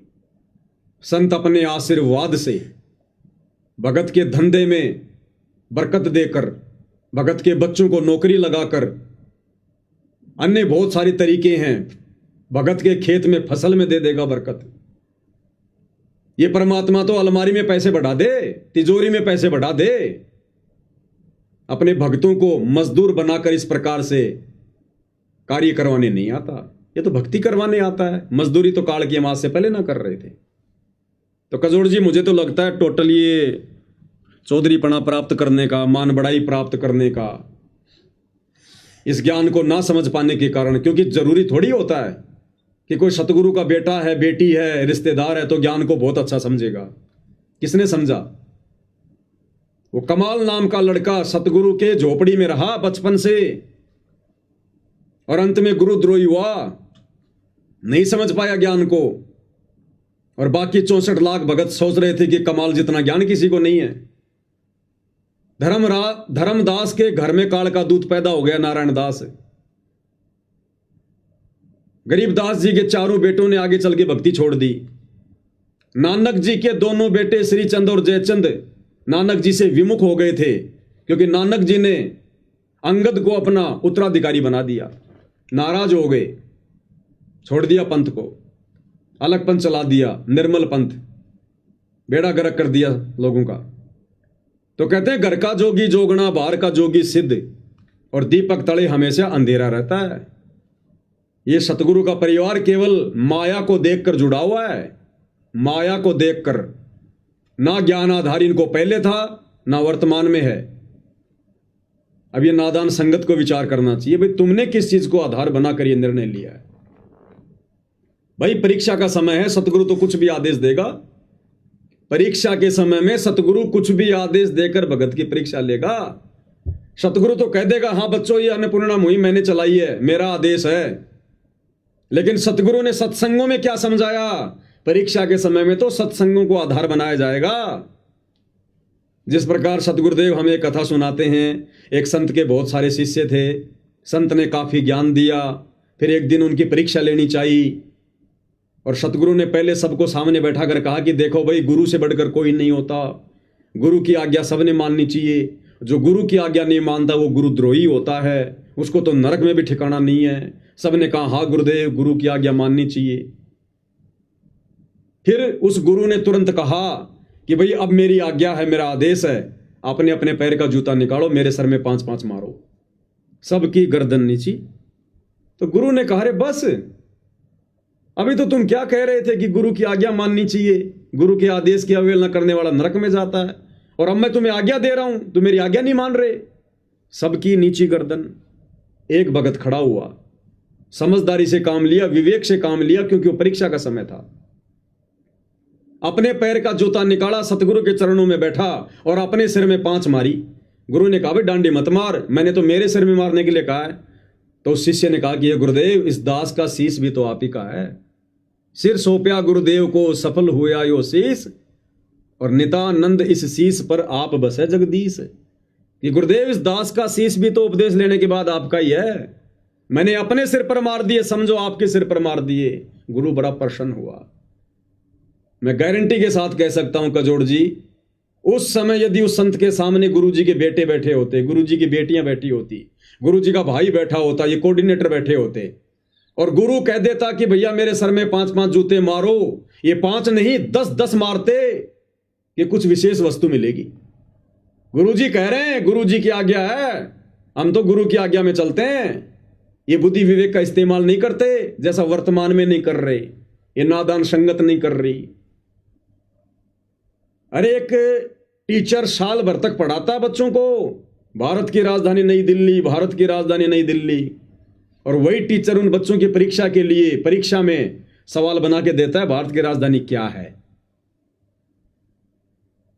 और उस समय यदि कोई बच्चा पूछे कि गुरुजी भारत की राजधानी क्या लिखूं, बम्बई लिख दूं क्या, तो टीचर उसको सही आंसर नहीं बताएगा।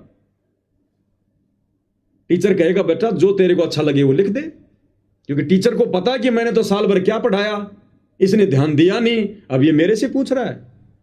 अगर मैं इसकी मदद करूंगा इस समय तो मैं इसका दुश्मन हूं, ये बच्चा फिर कभी नहीं सुधर पाएगा। तो टीचर परीक्षा के समय में बच्चे की कोई मदद नहीं करता, और उल्टे उल्टे सवाल करके, क्या टीचर को नहीं पता भारत की राजधानी क्या है?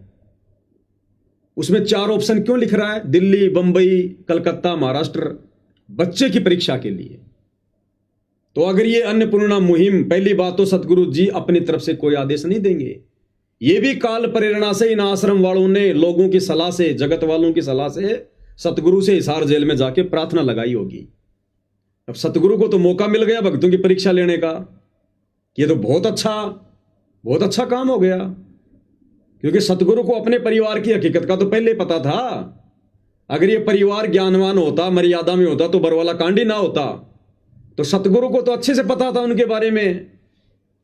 जब ये इस प्रकार का ये प्रस्ताव सतगुरु के पास लेकर गए तो सतगुरु ने देखा रे तो बहुत अच्छी बात हो गई, इन्होंने तो अपने कर्म फोड़ने मुझे मानुष मानकर, इस बहाने संगत की भी परीक्षा हो जाएगी।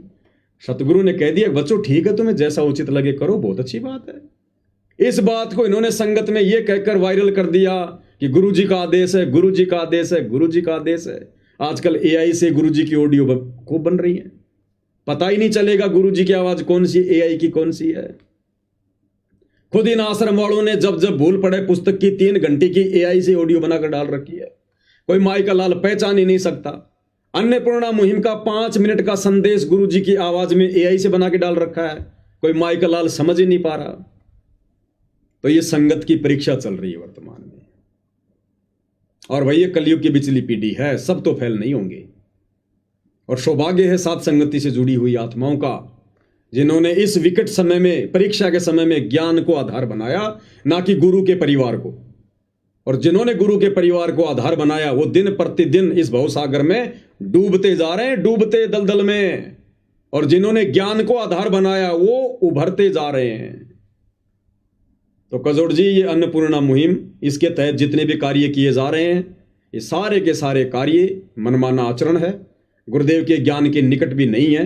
ना परमात्मा इस प्रकार की बकवाद किसी से करवाते, ना आज से पहले उन्होंने किसी की ये करवाई, और ना 4 युगों में परमात्मा ने इस प्रकार की मुहिम चला के किसी के मकान बनवाए। ये परमात्मा तो भगत को उपदेश देकर फिर भगत की भक्ति और मर्यादा के आधार से, भाई जैसी भक्ति करोगे फिर वैसी परमात्मा बरकत देगा, जितना गुड़ डालोगे उतना ही मीठा होगा। भाई सतगुरु को अपने भगतों से क्या दुश्मनी है? जो बेचारे भगत तो झोपड़ियों में पड़े हैं 50%, और जगत वाले जो रोज अपना काम किसी न किसी तरीके से चला ही रहे हैं, उनको चुन चुन के मकान बनवा रहा है। तो सतगुरु कुछ नहीं करवा रहा, जो भी वर्तमान में हो रहा है सब काल प्रेरणा से हो रहा है। और जो ज्ञान को आधार बनाकर इन चीजों को समझ जाएगा वो जीत में रहेगा, बाकी सारी संगत हार में है, इसमें कोई दो राय नहीं है। तो मेरे तो इस विषय पर जो आपने सवाल किया था ये विचार हैं। बाकी आप क्या विचार रखते हैं भाई बहनों को, और क्या संदेशा देना चाहते हैं आप जी? तो भाई और बहनों, पवन दास जी से जाने आध्यात्मिक सोच अनुसार, आध्यात्मिक ज्ञान के अनुसार इनके विचार जाने कि आश्रम वाले जो भाई हैं, सेवादार हैं, जो अन्नपूर्णा मुहिम के तहत जो अभी कार्य कर रहे हैं, वो भक्ति मार्ग में ज्ञान आधार से, आध्यात्म की दृष्टि से कितना सही है या नहीं। तो इन्होंने क्लियर कर दिया ज्ञान आधार से, सबूत और प्रमाण सहित, कि आश्रम वाले भाई केवल और केवल मान बढ़ाई वश, अपनी चौधर वश, अपना सम्मान करवाने वश और जगत में अपनी वाहवाही लूटने के वश ये मुहिम चला रहे हैं।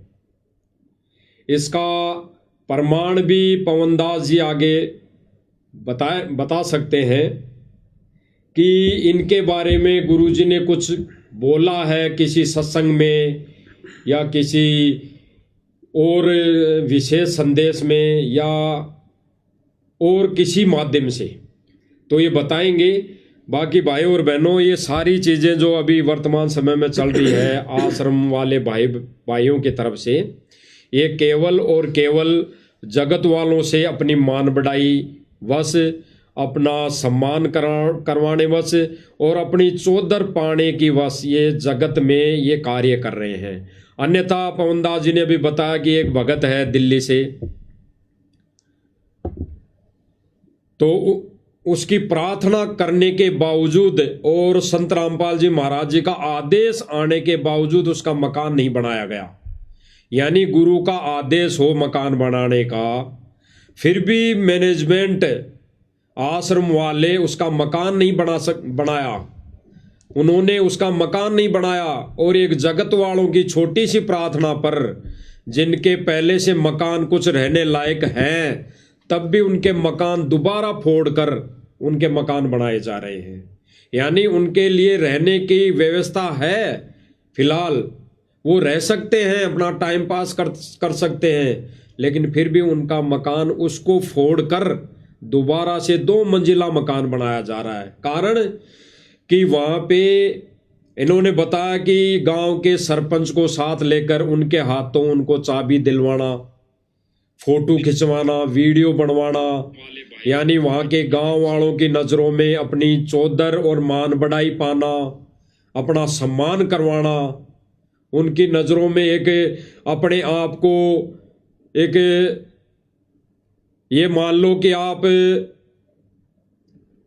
ऐसा तो कोई भगत करता नहीं, बिल्कुल भगत के तो नियम और मर्यादा में है ही नहीं, केवल उनकी गांव वालों की नज़रों में एक अच्छा व्यक्ति साबित होना, ये इनकी प्रक्रिया चालू है भाई और बहनों आश्रम मैनेजमेंट की। तो हम पवनदास जी से और जानेंगे इस विषय के ऊपर कि ये जो आश्रम वाले भाई मान बढ़ाई को लेकर चल रहे हैं, ये साबित भी हो गया है और गुरुजी ने भी हो सकता है किसी सत्संग में बताया हो, इनको बहुत बार संदेशे दिए हों। तो हम आपसे और जानेंगे और हमारे भाई बहन भी जानेंगे जो लाइव देख रहे हैं आज, क्योंकि भाई और बहन, कुछ एक भाई बहन नादान हैं जिन्होंने ज्ञान को आधार नहीं बनाया, जिन्होंने सत्संग नहीं सुने, वो केवल और केवल देखा देखी में इस मार्ग पर आगे कदम रख रहे हैं, आगे चल रहे हैं। वो ये सोच कर चल रहे हैं कि भाई ये तो गुरुजी का बेटा बेटी है, ये गुरुजी का परिवार है, ये गुरुजी के खास रिलेटिव है, या ये गुरुजी के बहुत समय से संपर्क में है, निजी, मतलब वो पास में रहे हैं। सतलोक में भी तो हमने यही सोचा था कि ये ज्योति निरंजन ये गुरुजी के वचन से उत्पन्न हुआ उनका बेटा ही तो है। और हम उसके चारों तरफ घूम गए, वहां पर सतलोक में जब वो तपस्या कर रहा था, तप कर रहा था, हम उसको गुरुजी का बेटा मान के तो उसके चारों तरफ घूम रहे थे, और उस गुरुजी के बेटे के चक्कर में आकर हम यहाँ फंस गए किस ब्रह्मांड में। तो उसी के लिए गुरुजी ने वहां पे भी बोला सतलोक में, कबीर परमात्मा ने, कि भाई ये है काल, इस नादान की नादान के चक्कर में मत फंसो, ये तो अपने कर्म फोड़ रहा है, तुम इसके पीछे मत लगो, इसके बहकावे में मत आओ, इसकी बातों में मत लगो। और वही शायद आज वर्तमान समय में गुरुजी जेल में बैठकर ये संदेश दे रहे हैं। काल तो हमसे वही गलती करवाएगा जो गलती उसने करी, बिल्कुल वही गलती करवाएगा। उसको पता है कि इनको कैसे फंसाया जाए, बिल्कुल सतलोक में ये कैसे फंसे थे वैसे यहाँ फंसाएगा, मनमाना आचरण करवा के। तो गुरुदेव ने हिसार जेल से जो विशेष संदेश भेजे हैं 1 घंटे के, उसमें भी गुरुदेव भगवान ने अच्छी तरीके से इन कोऑर्डिनेटरों को, अपने परिवार वालों को, बड़े बड़े भक्तों को बहुत बुरी तरीके से डांट रखा है, समझा भी रखा है। और गुरुदेव ने कहा रहे हो 4 दिन का जीवन है, तुम यूं चौधर में खो दियो, इसने कर्म बना ले अच्छे, अपने यहाँ से निकलने की सोचो। और इनके ऐसे ऐसे कुकर्म देखकर जो हिसार जेल में शिकायतें जाती हैं, गुरुदेव ने स्पष्ट रूप से विशेष संदेश नंबर 12 में, ये भगत भाई बहनों के सामने विशेष संदेश नंबर 12 है, इसमें गुरुदेव ने स्पष्ट कर रखा है, इन कोऑर्डिनेटरों को धमका रखा कि बाढ़ में जाओ ऐसे शिष्य और बाढ़ में जाओ ऐसे कोऑर्डिनेटर।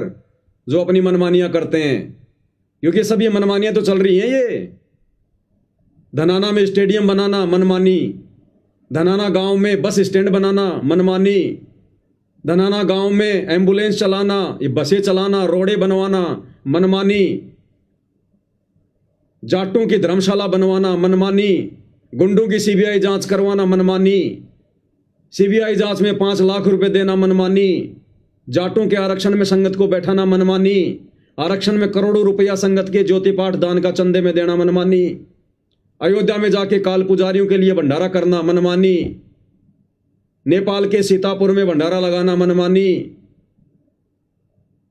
मुसलमानों के विरोध में बजरंग दल वालों के साथ मिलकर मध्य प्रदेश के देवास में आंदोलन करना मनमानी, परशुराम की जयंती में जाना, भक्तों की मर्यादा तोड़वाना, समाधि पूजवाना मनमानी, मुख्यमंत्री की रैलियों में भक्तों को ले जाना मनमानी, सिरसा की अनाज मंडी में नकली कबीर पंथियों के साथ मिलकर कबीर जयंती मनाना मनमानी। कितनी मनमानियां गिनाएं इनकी। जज्जर की गौशाला में 12 लाख रुपए देना मनमानी, गुरुजी के लड़कों के द्वारा सर पर साफा पहनकर, गले में माला पहनकर, हाथ में श्री कृष्ण जी का मोमेंटो लेकर सम्मान करवाना मनमानी, सोनीपत की गौशाला में जाकर भंडारा लगाना, वो अपना यज्ञ कर रहे थे दयानंद वाला, वहां जाकर भंडारा लगाना मनमानी। सुबह से शाम हो जाएगी। इसलिए सतगुरु ने दुखी होकर अंत में विशेष संदेश में सार्वजनिक तौर पर, और ये शब्द कहने पड़े विशेष संदेश नंबर 12 में, भाई बहन सुन सकते हैं, ये बाढ़ में जाओ ऐसे शिष्य और बाढ़ में जाओ ऐसे कोऑर्डिनेटर जो अपनी मनमानी करते हैं। और ये थोड़ा सा जीवन है, तुम इसको चौधर में खो दियो इसको। कितने दुखी होकर कह रहे हैं। और अंत में गुरुदेव कह रहे हैं कि बच्चों अपने ऊपर रहम नहीं कर सकते, तुम मेरे ऊपर करो। यानी सारी सृष्टि का मालिक सतगुरु रामपाल जी भगवान अपने उन नालायक भक्तों से भीख मांग रहा है। डूब के मर जाना चाहिए उन भक्तों ने, जिनकी इन उल्टी हरकतों के कारण सतगुरु खून के आंसू रो रहा है हिसार जेल में। क्या कह रहे हैं परमात्मा, सुनिएगा ध्यान से। बाढ़ में जाओ विशेष और ऐसे कोऑर्डिनेटर तो अपनी बकवास करके कर्म बना लो, बकवास छोड़ दो। ये बार बार कहने की बात नहीं है। मुश्किल से मानो शरीर मिला, इसमें तुम वो चौधर में खो दियो और नष्ट करके चले जाइए इस जीवन को। बचाओ, अपने ऊपर रहम ना करते दास पकड़ लो। मेरा संघर्ष देखो 27-28 साल हो गए दास में, 1994 से आज तक हिसाब ला लो। और इसलिए कि आप घोर नरक में पड़े हो, इसको सुख मानने बैठे हो।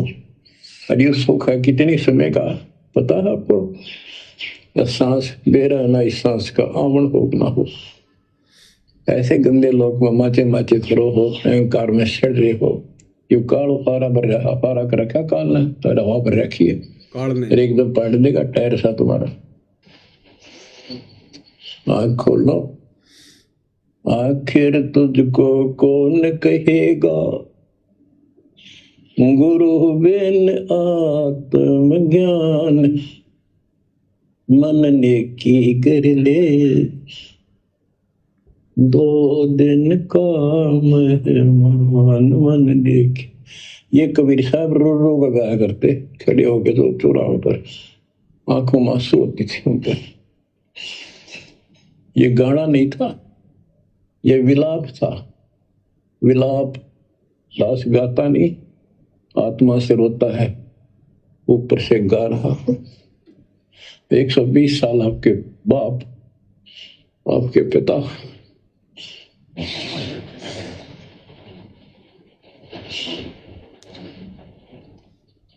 एक झोपड़ी में रहे, गर्मी सर्दी बारिश हो गई, हमारे लिए पड़े रहे, क्योंकि वो आते हमारे को सद्बुद्धि देने के लिए, पर हमारे ऊपर काल का प्रभाव जबरदस्त है। कजोड़ जी, बहुत सारे लोग समझ नहीं पाते कि ये सतलोक आश्रम मैनेजमेंट हरियाणा क्या है, राष्ट्रीय समाज सेवा समिति क्या है। तो जो अपने गुरु को खून के आंसू रुला दे उसे कहते हैं सतलोक आश्रम मैनेजमेंट हरियाणा। उसे कहते हैं RSSS, राष्ट्रीय समाज सेवा समिति। तो गुरुदेव किस प्रकार से रो रो कर अपने नालायक बच्चों को समझा रहे हैं, उसके बावजूद भी अपनी उल्टी हरकतों से बाज नहीं आ रहे, काल प्रेरणा से बाज नहीं आ रहे। नित नए नए पाखंड, आडंबर, ड्रामेबाजी, अपना मान सम्मान करवाना इन आश्रमों में, आश्रम में आने वाले राजनेताओं का मान सम्मान करना, कभी सिर पर पगड़ी पहनकर, कभी अपने इस कंधे पर शॉल डालकर, कभी उनके हाथों में वो फूल वाल देकर। क्या हो रहा है ये? अभी भी नहीं पता इनको सम्मान का अधिकारी कौन है संसार में, खुद का ही सम्मान करवाने में लगे हुए हैं। तो ये लोग पूरी तरह से काल प्रेरित हैं। और संगत यदि इनको गुरु का बेटा बेटी समझ के, भाई बंधु समझ के, या बड़े बड़े भगत समझकर इनकी पूंछ पकड़कर यदि भवसागर को पार करना चाहेगी, तो ये तो डूबे हुए हैं, इनको भी ले डूबेंगे। हम तो डूबेंगे सो डूबेंगे सनम, तुमको भी ले डूबेंगे। और दास ने वैसे तो साधु दास भगत जी के घर का वीडियो दिखा दिया है। ये खुद भगत है जो वहां पर देख रहा है, जो माइक हाथ में लेकर। हरियाणा फास्ट न्यूज नाम से इसका यूट्यूब चैनल है। और फिर भी किसी को शंका हो तो दास ने इस लाइव वीडियो में नीचे नीचे कमेंट्स को जो है वो पिन कर दिया है। उसमें साधु दास भगत जी का मोबाइल नंबर है, जिसका घर जला हुआ है। आप डायरेक्ट उससे भी बात करके जानकारी प्राप्त कर सकते हो कि भाई अभी तेरा मकान बना कि नहीं बनाया, आपने गुरु जी से प्रार्थना करी कि नहीं करी। जैसी दास को सत्य जानकारी प्राप्त हुई, खुद उन्होंने मुझे मैसेज किया, उन्होंने सारी बातें बताई, उसी आधार से दास ने आप भाई बहनों के सामने रख दी। बाकी उनका मोबाइल नंबर मैंने आप भाई बहनों को नीचे कमेंट्स में डाल दिया है। जिसको शंका हो वो बात कर सकता है। बाकी आप बताइए बाबा जी। बिल्कुल भाई और बहनों, पवन दास जी ने बिल्कुल सही बताया है। भाई जो भगत जी हैं, साधु दास जी हैं, उनसे जानकारी मिलने के बाद ही इन्होंने सारी चीज़ें बताई हैं। क्योंकि साध संगति का मतलब ये है कि साध संगति सत्य की संगति, और जब तक सत्य नहीं होता तो साध संगति में कोई बातें नहीं होती। तो जब सत्य सामने आया तभी आगे बातें हो रही है। अन्य भाई बहनों तक इस लाइव के माध्यम से ये सच्चाई बताई जा रही है। और अभी गुरुदेव भगवान का जो विशेष संदेश नंबर 12 था, इसमें गुरुदेव भगवान ने कहा है कि भाई ये काल ने हवा भर रखी है, टायर सा फाड़ देगा। ये काल ने हवा भर रखी है, तो ये हवा भर रखी तो ये गुड़ रहा है, बहुत तेजी से गुड़ रहा है। तो भाई और बहनों विचार करना, वर्तमान समय में दिन रात ये आश्रम वाले भाई, ये मैनेजमेंट दिन रात गुड़ रहे हैं, भग रहे हैं गाड़ी के पहिए की तरह, बेलगाम। और फिर गुरुजी आगे क्या करें कि एक दिन ये फाड़ देगा, इसको फाड़ेगा, ये फूटेगा गुब्बारे जैसा। तो भाई और बहनों, इनके टायरों में ये जो भक्ति रूपी टायर है ना, थोड़े बहुत जो गुरुदेव भगवान ने दिए हैं, इनमें काल ने हवा भर दी। काल ने हवा कैसे भरी? इन्होंने मर्यादा तोड़ दी। सतगुरु मर्यादा तोड़ दी तो काल का दाव लग गया। अब काल ने उनमें हवा भरना चालू कर दी, और इस हवा के वजह से, इस हवा को लेकर ये उड़ रहे हैं, भाग रहे हैं 24 घंटे रात दिन। और सतगुरु का वचन तोड़कर, जिसमें सतगुरु दुखी होकर इनको कह रहा है वर्तमान समय में विशेष संदेश में 12 नंबर में, कि भाई ये जो मान बढ़ाई है ये 2 दिन की है, फूंक निकल जाएगी, फूंक है। तो इस मान बढ़ाई को, इस चौधर में फूंक निकल जाएगी, इसको त्याग दो, दुखी मत करो गुरुदेव भगवान को। और फिर गुरुदेव भगवान ने साफ साफ शब्दों में कह दिया, स्पष्ट कर दिया कि भाई भगवान पे रहम कर लो। और अभी भगत जी ने बताया, पवनदास जी ने, कि भाई भगवान होके अगर जीव से ऐसी प्रार्थना कर रहा है, भीख मांग रहा है, तो धिक्कार है ऐसे जीव को। डूब के मरने की बात, डूब के मर जाना चाहिए। उसकी भक्ति का तो उसी दिन नाश हो चुका होता है। कि इस वर्तमान समय में, पिछली पीढ़ी में, मोक्ष के समय वो भगवान फिर भी इतना ज्ञान देने के बाद वो भीख मांगेगा। रोना हमने चाहिए भगवान के आगे, मोक्ष के लिए हमने चाहिए, रो भगवान रहा है। बताओ। तो भाई और बहनों, ये विचार करने की बात है, देखा देखी का मार्ग नहीं है बिल्कुल भी। बावों में भावक होकर ये बहने का मार्ग नहीं है, क्योंकि आश्रम वाले तो काल की हवा से चल रहे हैं। तो ये तो सारी वीडियो भी वही दिखाएंगे जैसा अभी वर्तमान समय में ये जो पिछला समागम हो चुका, इसके अंदर वही वीडियो दिखाई गई, पानी निकालने वाली, मकान बनाने वाली, और संगत उनको देख देख के रो रही हैं। जबकि गुरुदेव भगवान ने क्या कहा कि भगवान के बोले गए वचनों पर आंसू आने चाहिए। तो सत्संग में तो किसी के आंसू आते नहीं, कभी दिखाया नहीं, वीडियो में कभी भी नहीं दिखाया। और ऐसे वीडियो जो AI से बनाए गए हैं, जो काल प्रेरणा से मदद करके बनाए गए हैं, उन पर भगत आंसू बहा रहा है। तो गुरुदेव भगवान इनके ऊपर भी कह रहे हैं कि झूठे आंसू बहाने से अच्छा है ये भक्ति छोड़ दो, फिर आश्रम में आने की जरूरत नहीं। तो भाई और बहनों, हमारी तो हाथ जोड़ के विनम्र प्रार्थना है कि देखा देखी का मार्ग नहीं है, बिल्कुल ये ज्ञान आधारित भक्ति है। आध्यात्मिक दृष्टि से इस पर चलना पड़ता है। और दूसरी बात रही कि आश्रम वाले जो भाई हैं, ये बिल्कुल ही गुरुजी के ज्ञान आधार के विपरीत सारा कार्य कर रहे हैं, विपरीत संगत को ये चला रहे हैं।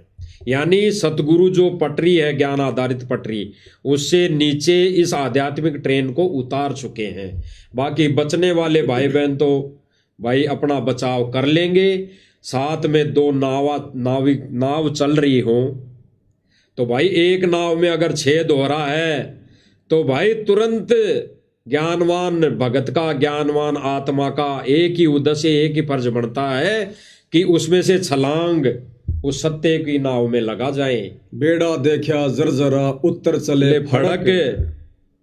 तो ये ही सतगुरु का आदेश है, सतगुरु का वचन है, तभी हम बच सकते हैं भाई और बहनों। तो ये आश्रम वाली जहाज तो भाई डूबने वाली है और परमात्मा ने सात संगति रूपी नौका बिल्कुल बराबर में खड़ी कर रखी है। समझदार होगा वो तो डूबती जहाज से तुरंत छलांग मार देगा सात संगति में भाई। और जिसने मरना भाई वो बैठा रहेगा आंखें बंद करके।